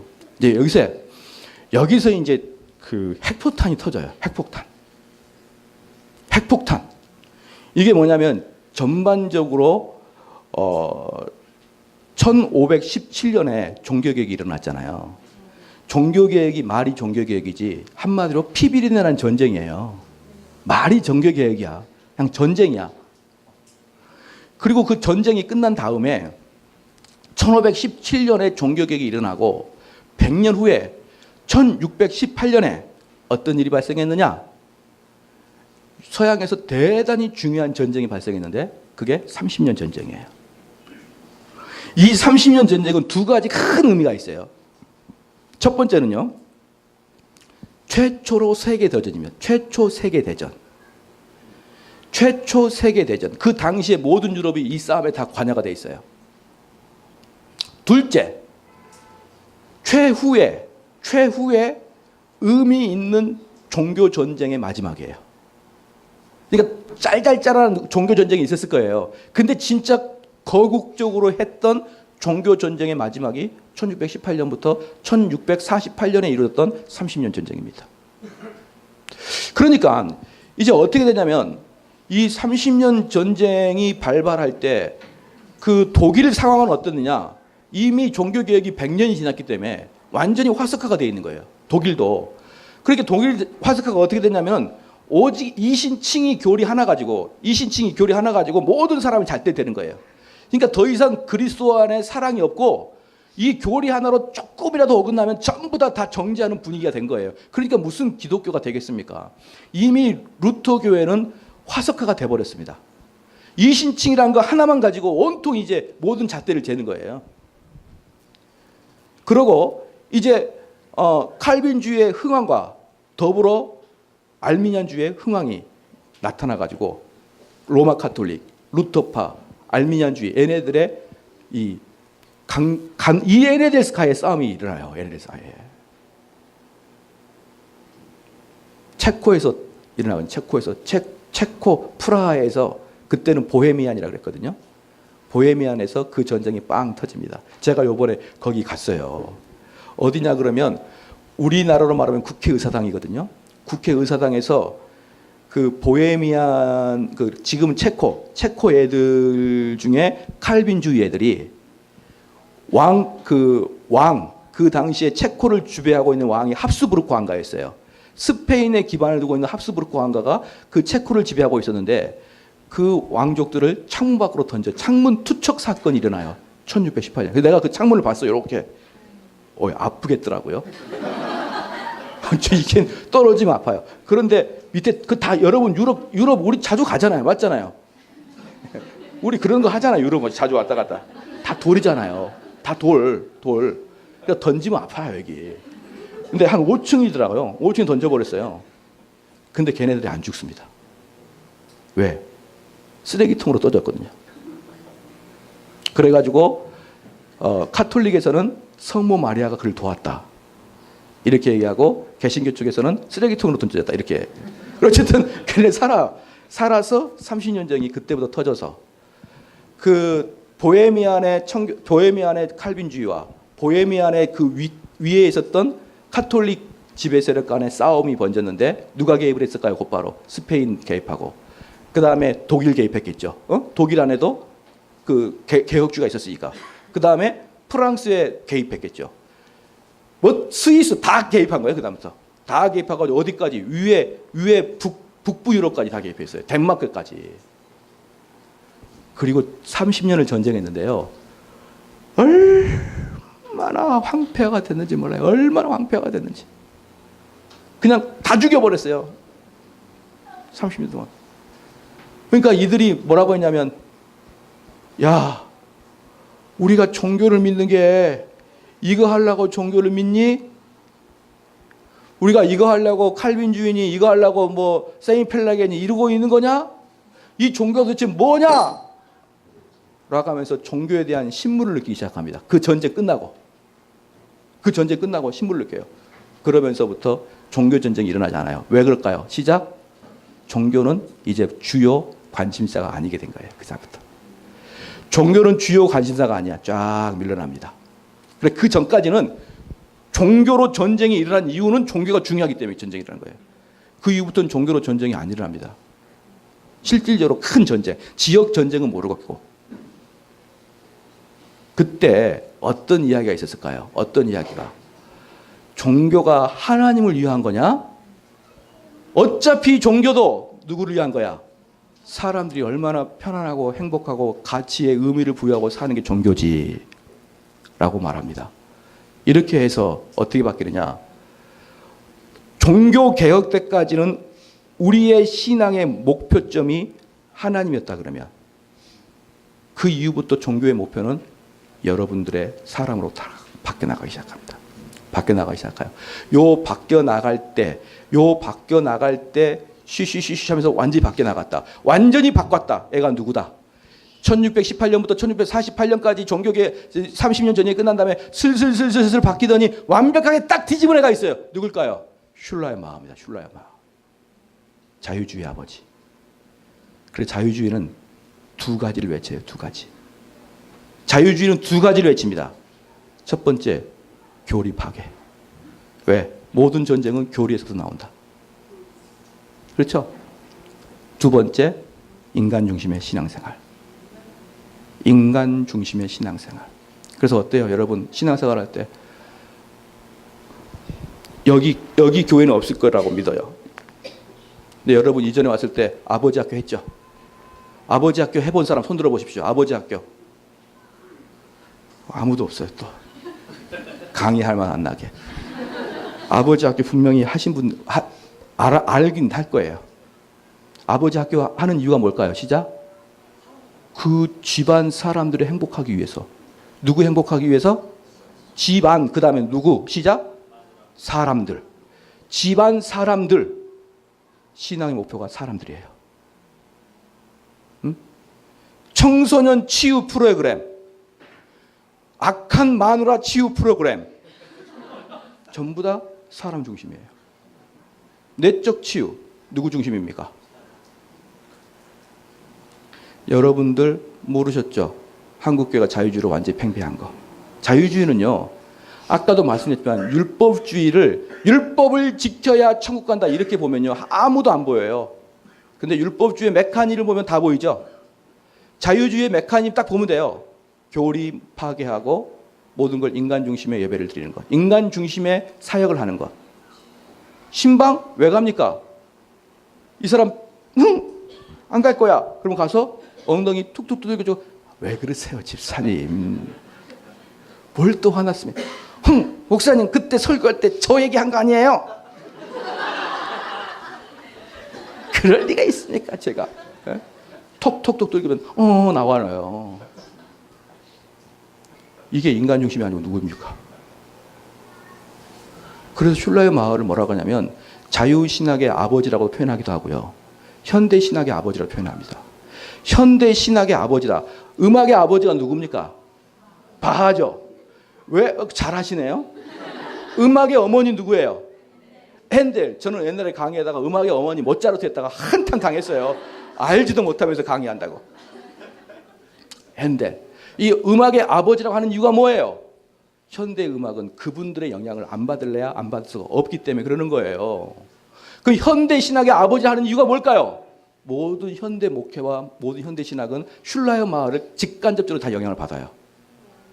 그 전까지는 완벽하게 하나님 중심이었어요. 근데 지금부터는 우리 성도들이 어떤가 살펴봐야 돼요. 이 성도들이 이거 또 저거 삐뚤어 앉았네 저거. 여러분 이거 자유주의가 핵폭탄입니다. 지금까지의 모든 이단들을 우리 저번에 제가 성령의 부르심을 받아서 하나님의 교회를 한번 갔어요. 하나님의 교회. 근데 하나님의 교회 그 입구에 신천지 출입금이 써 있더라고. 아, 이게 그래서 야, 이게 2단 중에 2단은 신천지구나. 그때야 깨달았거든요. 갑 오브 갑이야. 갑 오브 갑. 모든 신천지는 2단도 흔들거리려요. 저는 야, 여기 신천지의 전도폭 배워요. 마찬가지로 모든 2단의 갑은 자유주의입니다. 이 자유주의가 들어가면 모든 거 끝장나는 거예요. 모든 게 끝장납니다. 모든 게 끝장나는데 그레이션 메이첸이라는 분이 계셔요. 메이첸이라는 분이 뭐라고 썼냐 그러면 그 서문에 나는 알미니안을 대단히 싫어한다. 그런다 알미니안도 내가 기독교라고 말할 수 있을 수 있는 것은 자유주의에 비교할 때는 알미니안이 기독교다 이렇게 얘기했어요. 무슨 말이에요? 알미니안도 자유주의한테 안 되는 거예요. 안 돼. 그러면서 그가 쓴 책, 정말 중요한 책, 여러분이 꼭 사서 읽어봐야 될 책. 기독교와 자유주의. 얇아요. 얇은데 그 책에 왜 기독교와 자유주의냐? 자유주의는 기독교가 아니기 때문에 기독교와 자유주의를 썼어요. 거기 보면 놀랍습니다. 어떻게 놀랍느냐? 여러분이 이전에 다녔던 교회에서 했던 거 다 합니다. 자, 1교시 잠깐 쉴 텐데 정리. 처음에 영주주의 봤죠? 세미펠랑에 봤죠? 알미니아 봤죠? 자유주의 봤죠? 다 여러분 거죠? 그죠? 그러니까 여러분 우장 해제하고 들으세요. 나는 바른 교리에 서 있네. 그런 생각하지 마세요. 바른 교리는요, 여러분 속에 들어가 여러분을 다 바꿔버려야 돼요. 다 바꿔야 되는데 하나하나까지 알아야 돼요. 그래야 바뀌어요. 제가 보는 한국 교회는 완벽하게 이단에 쌓여 있습니다. 그래서 저는 가끔 제가 이제 요즘에는 우리 교인들이 저한테 페이스북을 못하게 해요. 덕이 안 된다고. 왜? 저는 신경질적으로 쓰거든요. 이 새끼들, 왜? 나는 너희들을 목사로 안 보겠다는 거거든. 저만의 항변이에요, 항변. 나는 너희 같은 애 목사로 안 볼 거야. 그러니까 정대호 목사 좋다, 그러다 니네들 마음대로 판단해. 이래. 그러니까 우리 교인들이 제발 페이스북을 하지 마세요. 그래서 다시 안 할게요. 내가 2년 동안 안 하다가 또 며칠 하니까 또 교인들이 하지 마세요. 안 할게요. 왜? 저는 교회를 잘 안 봅니다. 저는 한국 교회를 정말 이 치명적인 이단 속에 빠져 있다고 저는 생각하고 있고요. 그렇기 때문에 소망 자체가 없어요, 여러분. 뭐라고요? 담임 목사 바꾸면 된다고? 바꿔봐요, 되나 안 되나? 그 교회 어떤 교회 저쪽에 무슨 S교회 무슨 제2 목사 무슨 성추행 때문에 바꾼다? 바꿔보라고. 그 다음에 누가 나타날까요? 그 성추행 목사 빼면 누가 나타날까요?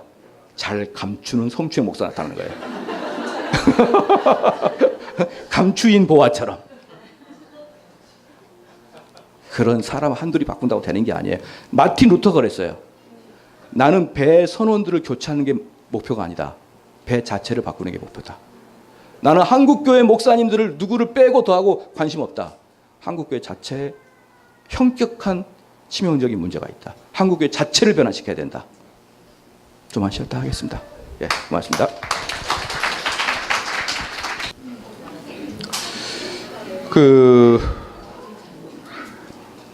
성령 어떻게 방금 이제 형제가 물어봤는데 어떻게 살아가야 되느냐? 그럼 도대체 뭘 어떻게 살아가야 되느냐? 이런 궁금증은 자연스럽게 흘러나오게 돼 있어요. 자연스럽게. 이런 궁금증을 갖지 않는 것은 머리가 약간 이상하다라고 표현할 수 있어요. 자연스러운 거예요. 그러면은 성령 충만함으로 살아가야 되는 거예요.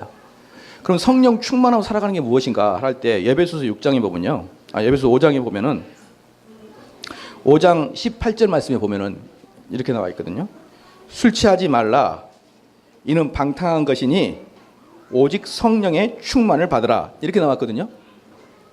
그럼 성령 충만한 삶은 시와 찬미와 신령한 노래들로 서로 화답하며 너희의 마음으로 주께 노래하며 찬송하며 범사의 우리 주 예수 그리스도의 이름으로 항상 아버지 하나님께 감사하며 그리스도를 경외함으로 피차 복종하라. 나와 있죠? 그 다음에 또 뭐가 나있냐면 22절에 아내들이여 자기 남편에게 복종하기를 주께 하듯 하라. 그 다음에 25절에 남편들아 아내 사랑하기를 그리스도께서 교회를 사랑하시고 위하여 자신을 주신같이 하라. 이렇게 됐죠. 그럼 성령 충만한 삶이 어떤 거냐? 시와 찬미로 노래하고 하나님께 감사하고 그리스도를 경외하고 아내를 사랑하고 남편을 존경하는 것. 맞나요? 틀리나요? 뭐 대답을 이제 안 하시려고 그래요. 분명히 저 목사는 함정을 팠을 거다 이런 생각을 하고 있는 것 같아. 딱 그래가지고 함부로 말을 안 하려고 하는 뭐 그런 게 의지가 느껴져요. 에? 저는 그래서 믿지 않는 그 우리 뭐 사람들이 저는 아내를 사랑합니다 그러면 에이 거짓말 하지 마세요. 뭐 거짓말 하세요. 저는 남편을 존경합니다. 거짓말 하지 마세요. 왜 그럴까요? 시작. 성령 충만한 자만 그렇게 할 수 있으니까. 어디서 우리 속된 말로 약을 치고 그래. 왜? 무슨 아내를 사랑해. 진짜 아내 사랑은 어떤 거예요? 성령 충만한 자만 사랑하는 거예요. 아멘?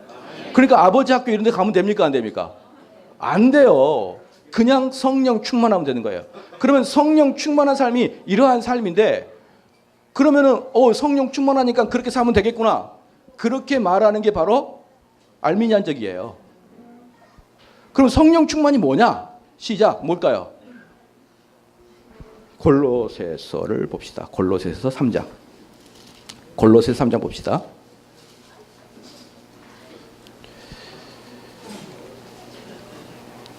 골로새 3장 17절 봐볼게요. 골로새 3장 17절. 또 무엇을 하든지 말에나 일에나 다 주의 예수의 이름으로 하고 그를 힘입어 하나님 아버지께 감사하라. 아내들아 남편에게 복종하라. 이는 주 안에서 어때요? 방금 에베소랑 똑같죠? 에베소랑 똑같은 버전이거든요.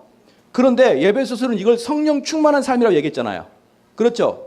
그럼 골로새 뭐라고 했는지 16절에 봐봐요. 시작. 그리스도의 말씀에 너희 속에 풍성이 가면 여기까지.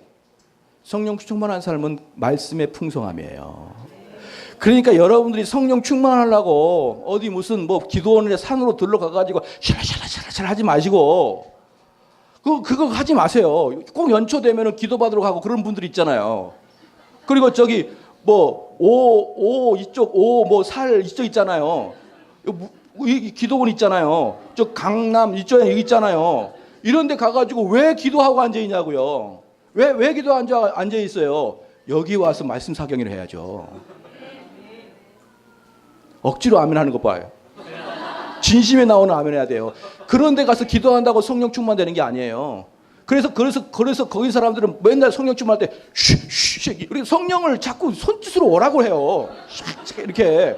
아니 뭐 성령이 기분 나쁜 거예요. 저한테 내가 이러면 어때요? 기분 나쁘잖아요. 근데 왜 성령을 자꾸 이렇게 하시냐고요. 이렇게 되지도 않게. 그렇죠. 그래서 성령 그분이 안 오신 거예요. 그분은 그렇게 오신 게 아니에요. 성령이 지금 나에게 풍성히 내려주시고 기름처럼 그렇게 오는 게 아니고 성령은 지금은 말씀을 충만히 한 자에게 성령이 임한 거예요. 그러면 여기 교회에서 제일 성령이 충만한 자는 누구예요? 꼭 스데반 이렇게 크게 이야기하지 말고 목사님이 제일 성령 충만하죠. 그러니까 목사님들은 두 가지 중에 하나예요. 성령 충만한 자든지 외식하던 자든지. 아시겠죠? 그럴 때 여러분은 복골복이야.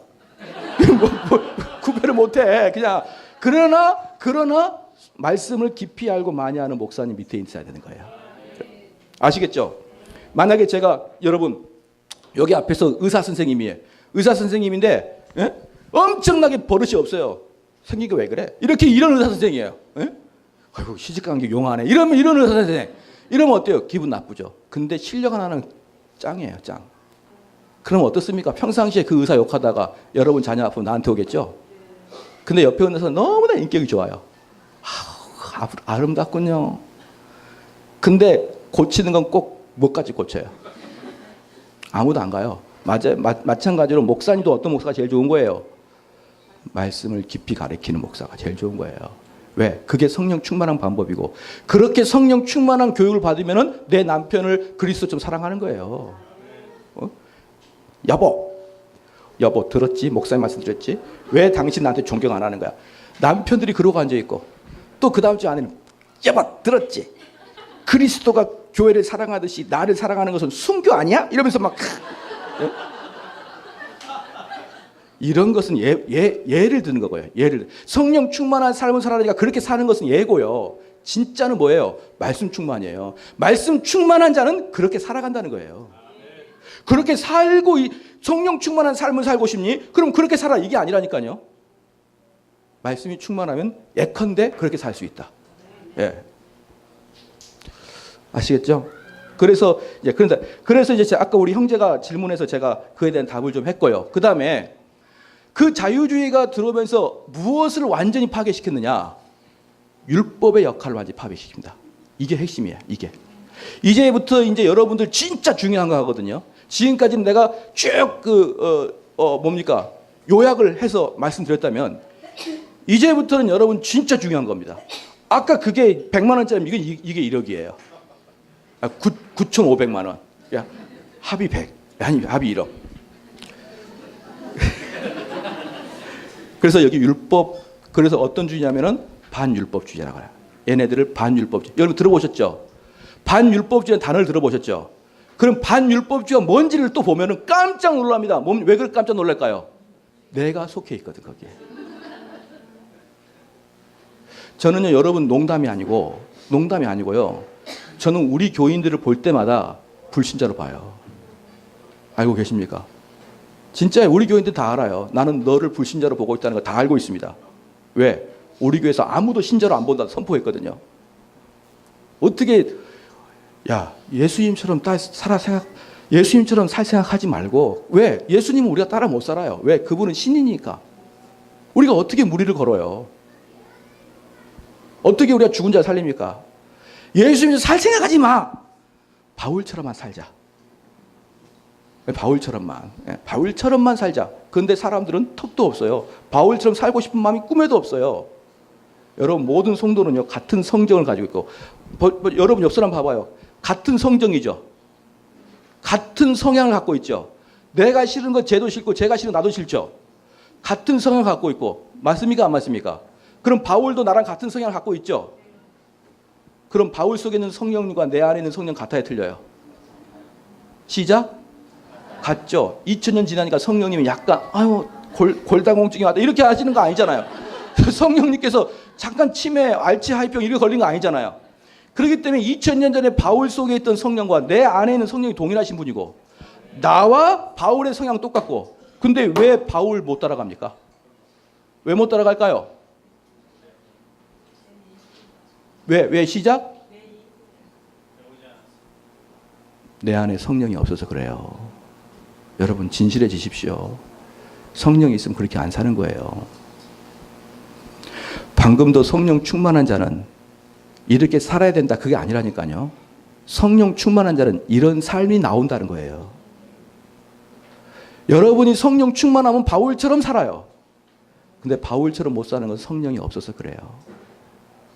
성령이 계시지 않으면 지옥 가는 거예요.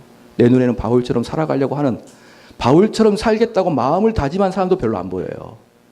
혹시 그렇게 못 살더라도. 전 진심으로 그렇게 얘기합니다. 저는 어떨까요?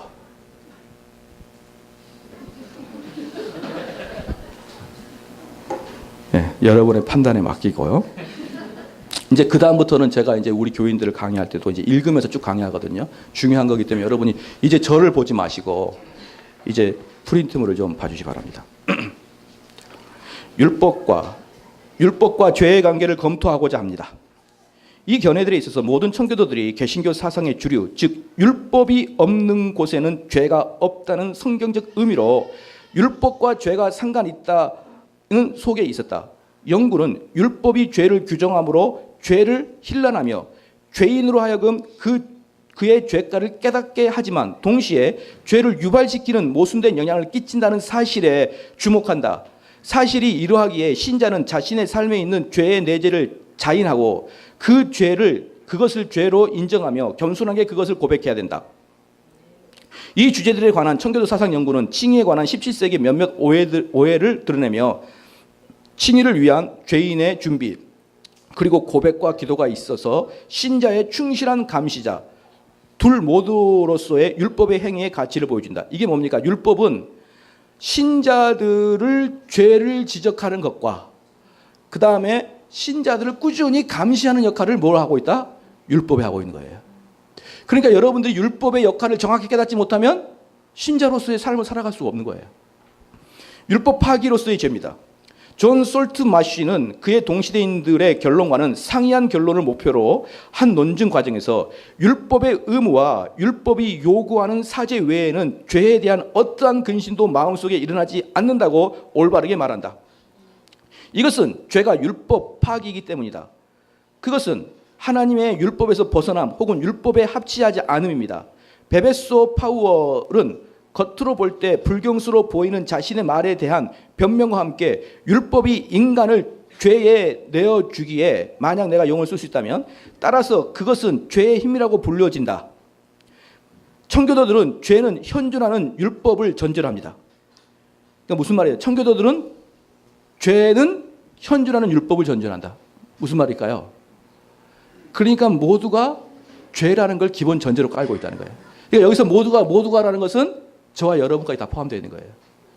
저기 이상한 교회를 다니거나 불신자들만 이야기가 아니라 모든 자는 죄라는 걸 기본 전제로 깔고 있는 것이다. 예. 그러므로 율법은 죄가 범해지는 전부터 죄와 마주하고 있고 단호합니다. 인간으로 하여금 자신의 마음속에 반란들을 죄로 인정하게 만드는 것은 하나님의 율법에 위험에 있는 요구들입니다. 죄의 죄됨은 계명으로 인해 더 많이 드러나는데 그 이유는 율법이 죄에 개입함으로 죄의 과실을 더 충만하게 만들어서 계명에 의해 죄가 극도로 죄스럽게 되기 때문입니다.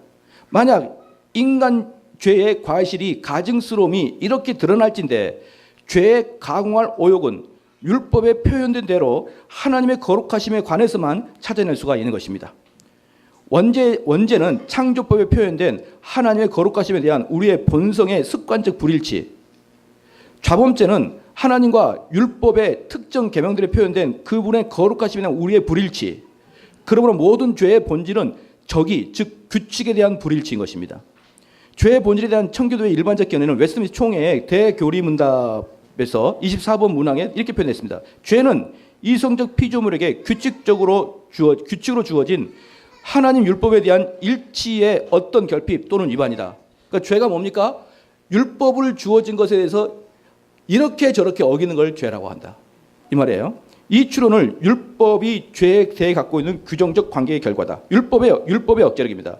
입법자의 의지의 표현으로서 율법의 첫째 목적은 긍정적으로 올바른 행함을 확고히 하는 것이고, 긍정적인 뭡니까? 적극적인 방법으로. 적극적인 방법은 뭡니까? 선을 행하게 하는 것이고, 그 다음에 부정적으로 또는 소극적으로는 무엇이에요? 그렇던 행함을 억제시키는 것입니다. 예를 들어 앤서니 버제스는 율법이 죄를 억제하고 제한함과 모든 죄와 부패에 맞서도록 신자들을 환기시키고 고무함을 전혀 의심하지 않는다. 이것이 청교도의 일반적인 게 무슨 말이에요? 율법이 있어야 여러분이 죄를 짓지 않는 것이에요. 그러면 여기서 여러분들이 율법을 이야기할 때 어떻게 보면 되냐면, 아까도 제가 쭉 계속 말씀드리면, 그러면 율법이 뭘까? 그렇게 자꾸 생각하는 분들이 있거든요. 그런데 제가 딱 말씀드릴게요.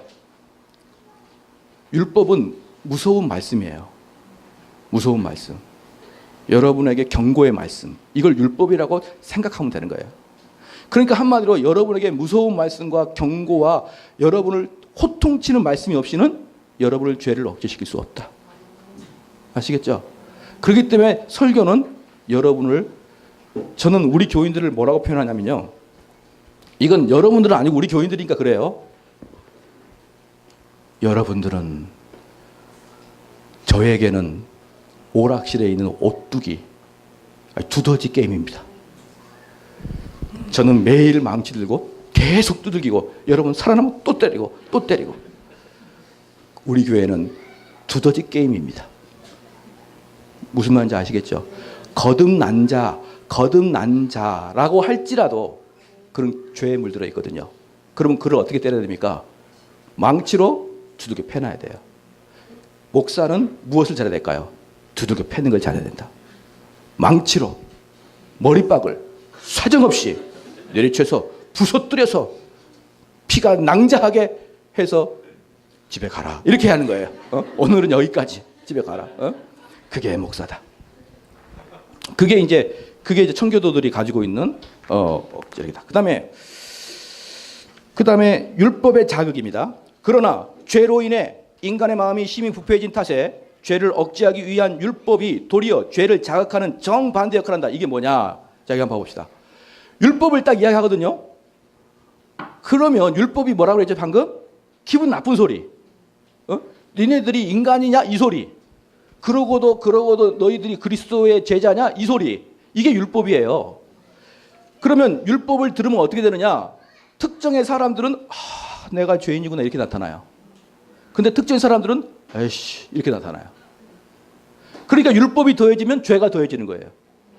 율법이 더해지면 죄가 더해진다는 말은 뭐냐면 율법을 강하게 설교하면은 나 진짜 이게 뭐 교회가 뭐 보혈교회 하나밖에 없어? 이름도 보혈.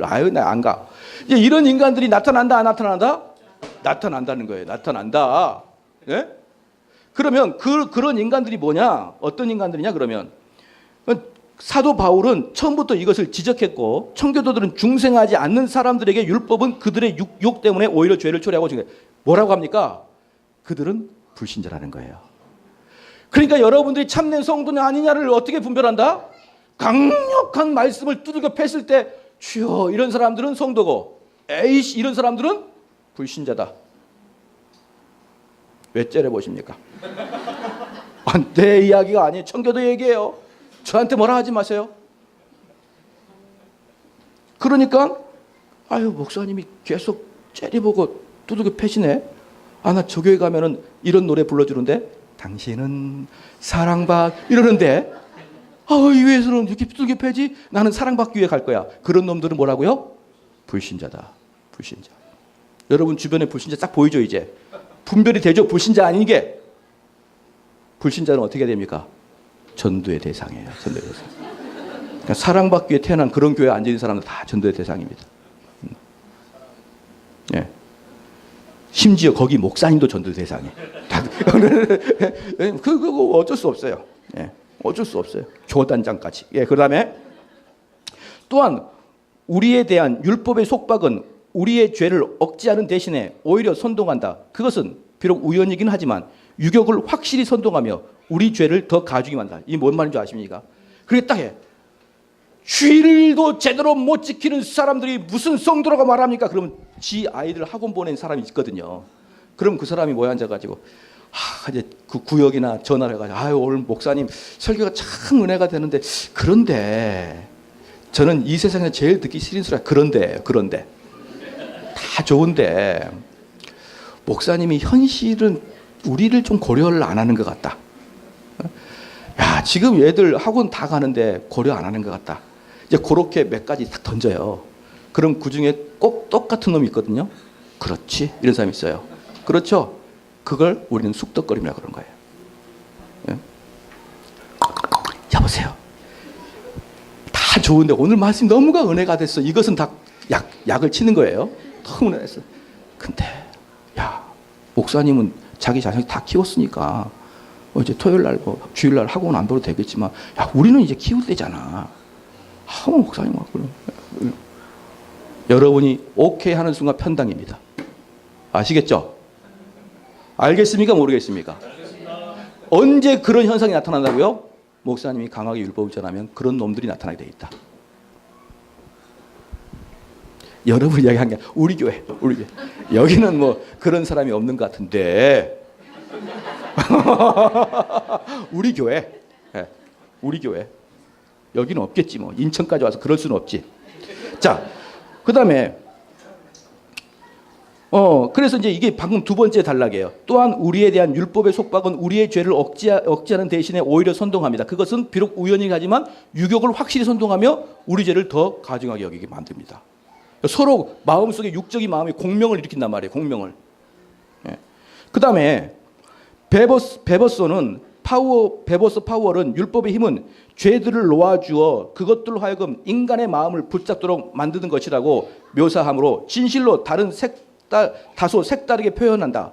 청교도는 죄를 자극하는 율법의 힘은 영적 율법에 대해 단지 우연적일 뿐이며 그 결과 중생하지 않는 사람에게는 이 유격들이 더 높이 부풀어 오르도록 만들고 조심스럽게 지적했습니다. 그러나 율법이 이러한 우연적 영향은 인간 마음의 죄스러운 유격에서 기인합니다. 율법의 면전에서 유격은 광란하게 되는 것이죠. 그러니까 율법의 면전에서 지금 무슨 말입니까? 여러분 율법이 더하는 곳에 율법을 통해 죄가 들어온다 이 말 있잖아요. 그게 지금 불신자한테 하는 얘기예요. 불신자한테. 그러니까 그 율법을 그 불신자에게 전하잖아요. 율법이 뭐라고 했어요? 센 말이라 했잖아요. 강한 질책을 했잖아요. 그 강한 질책을 전하면 율법을 전하는 면전 앞에서 유격을 가진 사람들이 광란을 일으킨다고요. 소금을 지렁이에 뿌리듯이 그냥 광란을 일으키는 거예요. 그냥. 그럼 그 인간들은 어떻게 하면 되는 거예요? 다시 돌려보내야 돼요. 그런 사람들은 붙잡고 설득하고 그럴 필요 없는 거예요. 그냥 쉬워요. 쉽죠. 구원받은 자와 구원받지 않은 자를 나누는 거 별로 어렵지 않아. 청교도도 맨날 그게 일이에요. 구원받자 구원받지 않는 자를 나누는 게. 말씀을 딱 전하는데 우글부글 하는 사람 나가. 부담스러우니까 얼굴 쳐다보는 것도. 제가 아니고 청교도가 저를 그렇게 쳐다보나요? 그렇죠. 헌데 당신이 경험했던 대로 첫 번째 사람이 쓸기 시작하자마자 먼지는 날아 흩어졌으며 당신은 그것 때문에 거의 숨막혔습니다. 이것은 당신에게 율법이 마음의 죄를 씻어 깨끗하게 하는 대신에 오히려 마음에 그것을 되살아나게 하고 증진시키고 보여줍니다. 이게 뭐냐면 여기가 창고거든요. 창고인데 몇 년 동안 청소를 안 했어요. 그랬더니 쓸어. 어때요 그럼? 온 천지 먼지가 가득하죠. 그러니까 불신자들은 어때요? 율법으로 그 마음을 쓰기 시작하면 어때요? 온 천지가 그냥 혼탁해진단 말이에요. 온 천지가. 그러면서 화친 목살을 잡아먹으려고 안달인 거예요. 목살 잡아먹으려고. 예. 중생하지 않는 사람에게 율법은 그 사람 속의 죄를 분격시키고 증진시키는 외에는 아무런 열매도 맺지 않는다. 무서운 말이죠. 그 두려운 말씀을 들었을 때 사람들이 분노 외에는 남는 게 없어요. 예? 족쇄가 짐승 속에 흉포함을 주입하지 않는다. 다만 그것은 짐승의 본성에 있는 경로를 밖으로 끌어낸 것입니다. 그러니까 율법이 뭐예요? 율법이 그를 흥분시킨 게 아니에요. 뭐가? 그 속에 놓을 흉포함이 나타난 거예요. 율법이 드러낸단 말이에요. 흉포함을. 따라서 율법은 본질적으로 그런 것이 아니라 우연적으로 죄인의 원인인 거죠. 지금 무슨 말이냐? 율법을 선포하면 무슨 말이에요? 우연히 죄인이 발각이 된다는 거예요. 우연히. 꼭 율법을 선포해서 내가 죄인 발견하겠다 이게 아니고 선포하면 꼭 있어요. 여기 좀비 같은 인간들이 몇 명 있단 말이에요. 딱 선포하면은 예? 여기는 없으니까 내가 얘기해. 이렇게 설교할 때 앉아 있는 거예요. 율법을 선포하면 이렇게 신원해 이러면서 제가 이렇게 막 강의하고 나면 우리 교인들은 항상 저한테 물어요. 목사님은 그렇게 하나요? 그러면 묻지 마 이렇게. 내가 하든 뭔 상관이야? 묻지 좀 마. 예. 묻는 것 자체를 전 싫어해요. 그러니까 우연적으로 죄의 원인이 들어. 그러므로 율법이 그 자체로는 아무런 흠이 없는 거예요. 율법은 본질적으로 죄를 밝혀낼 뿐만 아니라 우연한 가운데서 죄를 분격시킬 때 역시 거룩하기 때문에 분격을 시키는 거예요. 율법 자체가. 율법의 정죄입니다. 죄가 율법 파기이기 때문에 율법은 반드시 그것을 정죄해야 합니다. 웨스트민스터 총회의 문서들은 이것을 명백하게 말하고 있는데 모든 죄, 즉 원죄와 자범죄 둘 다 하나님의 의로운 율법을 어기는 것이며 그것에 반하는 것이기에 그 본성상 죄인에게 죄책감을 초래하며 이게 율법의 역할입니다. 죄인에게 죄책감을 초래하며 그로 인해 죄인은 하나님의 진노와 율법의 저주에 묶이게 되고 모든 비참함, 즉 영적, 현세적 그리고 영원한 비참함과 더불어 죽음을 당할 수밖에 없는 것입니다. 그러니까 볼까요? 내가 그리스도와 함께 십자가에 못 박. 제가 더 잘하나요? 스테반 목사님 잘하나요? 노래. 저는 제가 더 잘한 것 같아요. 그런즉 이제 내가 산 것. 저는 7080으로도 부를 수 있거든요. 트로트로도. 내가 그리스도와 함께 십자가에 못 박혔다. 들어보셨죠? 제가 물어볼게요. 어떻게 박히나요? 어떻게 박혀요? 왜 분노의 눈으로 저를 쳐다보는 대답을 하셔요? 어떻게 박힙니까? 내가 그리스도와 함께 십자가에 못 박... 어떻게 박아요? 어? 그러니까 맨날 못 박힌다 못 박힌다 그러는데 못을 박는 사람이 없어요. 방금 말했잖아요. 율법으로 죽는다고. 율법이 나를 율법에 못 박았습니다. 지금 무슨 말이에요? 하나님의 율법으로 여러분 죽여버린다고요. 강력하게. 못으로. 율법이 못이에요. 그래서 여러분의 세속적이고 구시대적인 그 자아가 펄떡펄떡의 자아가 율법으로 못을 박아버리는 거예요. 그러니까 설교 자체가 얼마나 무서워야 될까요? 죽을래? 너네 죽고 싶냐 정말? 그래서 조나단 에드워드가 설교할 때 성도들이 어떤 느낌을 들었습니까? 코끝에 지옥의 유황불 냄새가 나듯이 두려웠어요. 그래야 죽는 거예요. 내가 죽을래요. 그러고 죽어요? 여러분 지금 당장 내가 숨 안 쉬고 하면 죽어봐요. 숨 안 쉬어지나? 나중에 그리고 숨 쉬어요. 스스로 죽어보라고요. 죽나 이렇게 해가지고 안 돼요. 어떻게 죽일까요? 시작. 율법으로 죽여요. 율법으로. 아시겠습니까? 어떤 분은 그러더라고요. 내가 스스로 죽어요. 한번 해볼게요. 스스로. 나가요? 네? 나가요. 여기 어떻게 갈 거예요? 다시 빼가고. 어떻게 막을 거예요? 율법에. 어떻게 못을 박을까요? 자기가. 여러분이 그리스도와 함께 죽어야만 그리스도와 함께 부활되는 거 아시죠? 갈라디아서 1장 20절 말씀 그리스도와 함께 내가 죽는 것은 그리스도와 연합을 이야기하는 거예요. 아시겠습니까? 그럼 그리스도와 연합은 무엇으로 합니까? 율법으로 나를 죽여서 죽는 거예요. 그 율법 누가 시켜요? 그 율법을 누가 여러분에게 박습니까? 시작. 목사님이 박잖아요. 모르겠어요? 이해가 좀 안 됩니까? 언제 성령이 박았어요? 어젯밤에? 목사님이 박는 거예요. 목사님이 율법을 통해서 여러분을 박아버리는 거예요. 그러면 그것에 대한 유효성을 성령이 역사해 주는 거예요. 그러니까 목사님은 율법을 강하게 선포하고 여러분이 박혀서 그것에서 죽어버리면 성령이 역사하는 거고 어떤 자들은 목사님 박으면 뚝 뜯어요. 그냥 내가 어떤 잔데 이러면서 그따위 율법 정도는 뭐 이렇게 해가지고 그 다음에 아프니까 어때요? 으아 하고 막 교회를 돌아다니는 거예요. 그러면 결국은 여러분 구원 누가 시킵니까? 구원 누가 시키는 거예요? 목사가 시켜요. 목사님의 참된 진리가 선포돼야 성령의 역사가 유효하게 나타나기 시작합니다.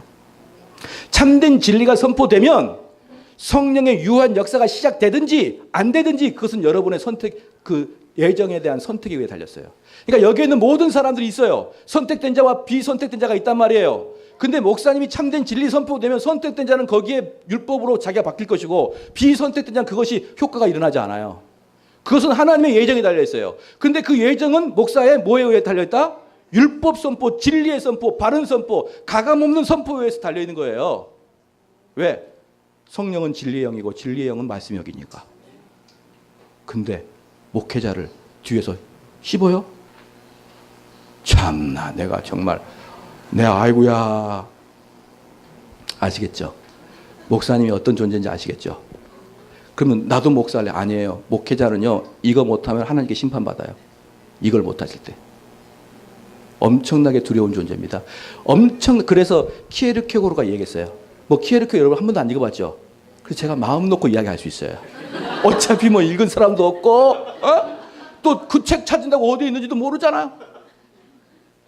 키에르케고르 뭐라 했냐면 설교자는 한편의 도박이다 그랬어요.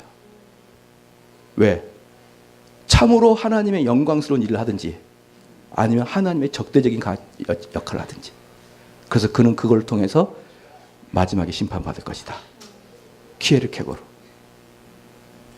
목사는 차라리 이 이 사역을 안 해버리면 그에 대한 심판은 없잖아요. 근데 이 사역을 딱 감당하는 순간 네가 진리의 말씀으로 사람들 못 박았느냐? 그걸로 판단해요. 여러분 어때요? 그래서 말씀 전하는 자와 좋은 걸로 함께라는데 집사님은 뭘 드렸나요? 목사님께. 네? 아무것도 안 하고 듣기만 하고 앉아있어요. 여러분 아시겠죠?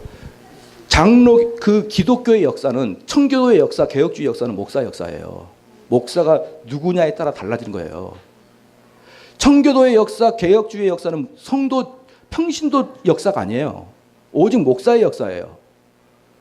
엄청나게 여러분들이 권위주의가 싫어가지고 이제 목사의 권위를 땅에 틀어뜨리는데, 그러면 그럴수록 여러분 손해예요. 유럽 가보세요. 유럽 가보면 목사님의 강대상이 어디 있어요? 천장 밑에 붙어 있잖아요. 천장 밑에. 왜 천장 밑에 붙어 있어요? 말씀의 권위를 높이기 위해서 상징적으로 높여놨어요. 그래서 저희 교회도 높여놨거든요. 앞에 있는 권사님이 목사님 디스크가 걸려가지고 잘 안 돼요. 제가 그랬죠. 4칸 뒤로 앉으세요. 4칸 뒤로 가. 그분들이 말씀의 권위를 높이기 위해서 강단을 높여놨는데 지금은 어때요? 강단에 와가지고 춤추고 앉아있죠? 이렇게 강단에 올라가지고 요거 이렇게 옆에 치워버리고 춤춰요. 강단에서. 그거 칼빈 선생님이 봤다 큰일 나요. 지금 뭐 하는 짓이냐 강단에서. 오직 강단에서 말씀만 선포해야 된다. 지금 대부분의 교회는 강단을 쭉 넓게 해가지고 어떻게 합니까? 거기에서 온갖 CCN과 댄스와 뮤지컬과 심지어 무슨 드라마 설교까지 다 하죠. 그런 것은 말씀의 권위가 얼만큼 대단한가를 깨닫지 못한 자들이에요. 말씀은요, 제가 분명히 말씀드리죠. 말씀은 여러분의 영적 오퍼레이션입니다. 영적 수술이에요. 그래서 저는 강단에 올라갈 때마다 말기 암 환자를 만나던 감정으로 올라가요. 암 환자를 만나는 감정으로 올라가서 한 명 한 명을 다 칼로 도려냅니다. 그걸 받을 수 있는 것은 아멘이고 못 받으면 어쩔 수 없고. 그래서 저는 그런 얘기예요. 이런 성경 세미나와 설교는 고름과 피가 튀기는 격전의 현장이다. 한 사람의 영혼을 끄집어다가 그리스도와 연합시키고 그리스도에 끌고 가는 그 말 듣지 않는 그 사악한 영혼들을 그리스도 앞에 굴복시키는 그러한 사역이 목사의 사역인데 여러분들이 어떻게 목사님에게 함부로 하냐고요. 어떻게. 그건 또 있겠습니다.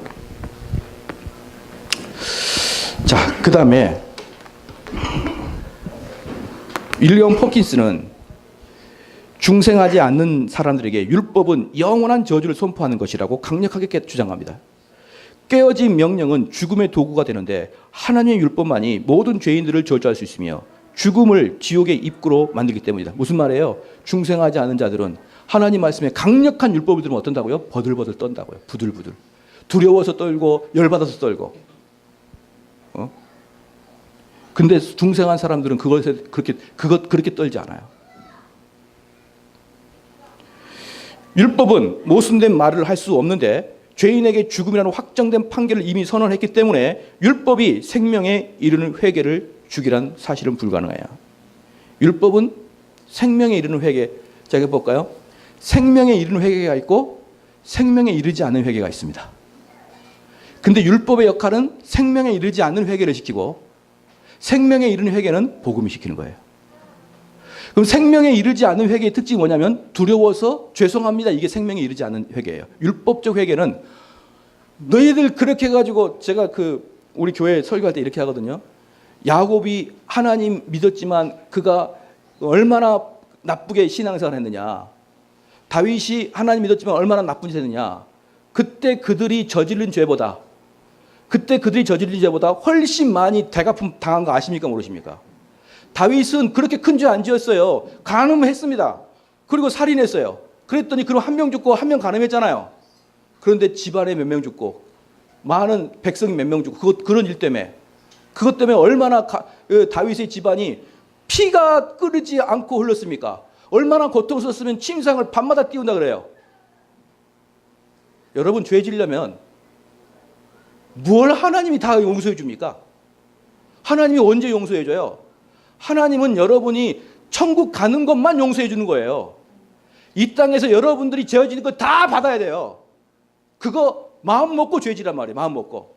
내가 지금 아무도 안 보는데 내가 이 죄를 지을게요. 그러나 이 죄 지은 다음에 내가 기분 좋게 이 죄 짓고 난 다음에 그 대가를 내가 다 받겠습니다. 그리고 죄 지세요. 그게 하나님의 법도입니다. 그런데 죄 짓고 있다가 목사님 설교 들어보니까 너무 무서워요. 아이고 무서워. 내가 이렇게 들었다 보니까 목사님이 다 죄에 대한 대가를 받는다 그래. 그래서 두려워서 회개하죠. 그게 바로 율법 회개라고요. 그게. 하나님 살려주세요. 하나님 용서해 주세요.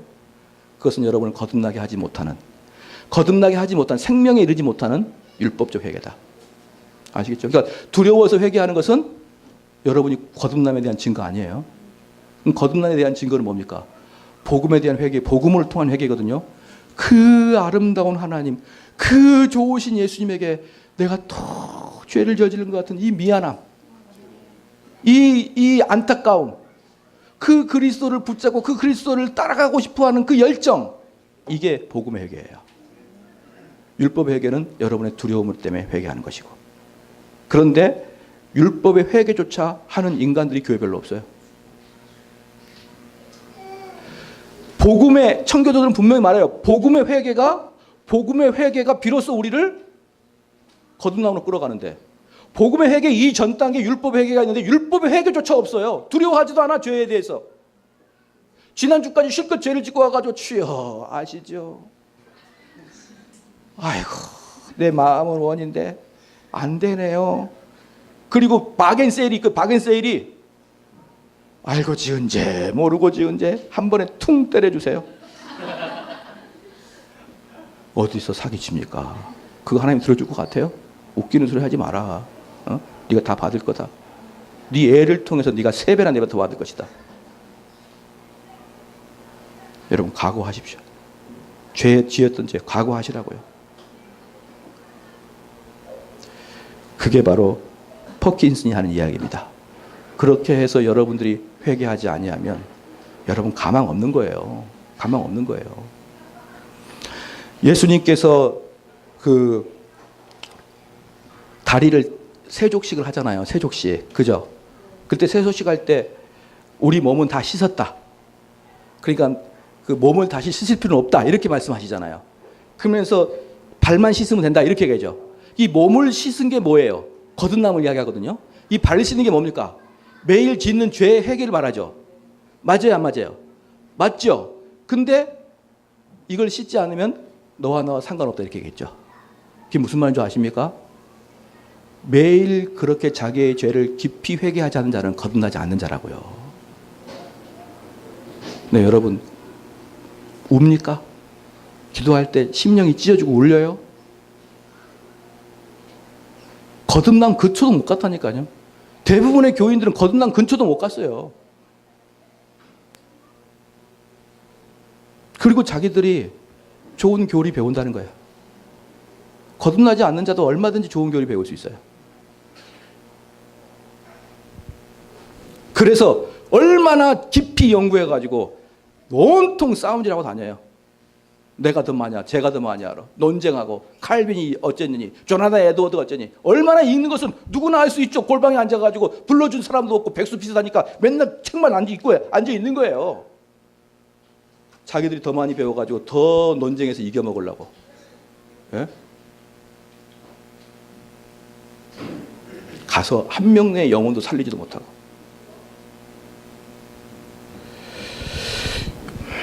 율법은 모순된 말을 할 수 없는데 죄인에게 죽음이라는 확정된 판결을 이미 선언했기 때문에 율법이 생명에 이르는 회개를 주기란 불가능합니다.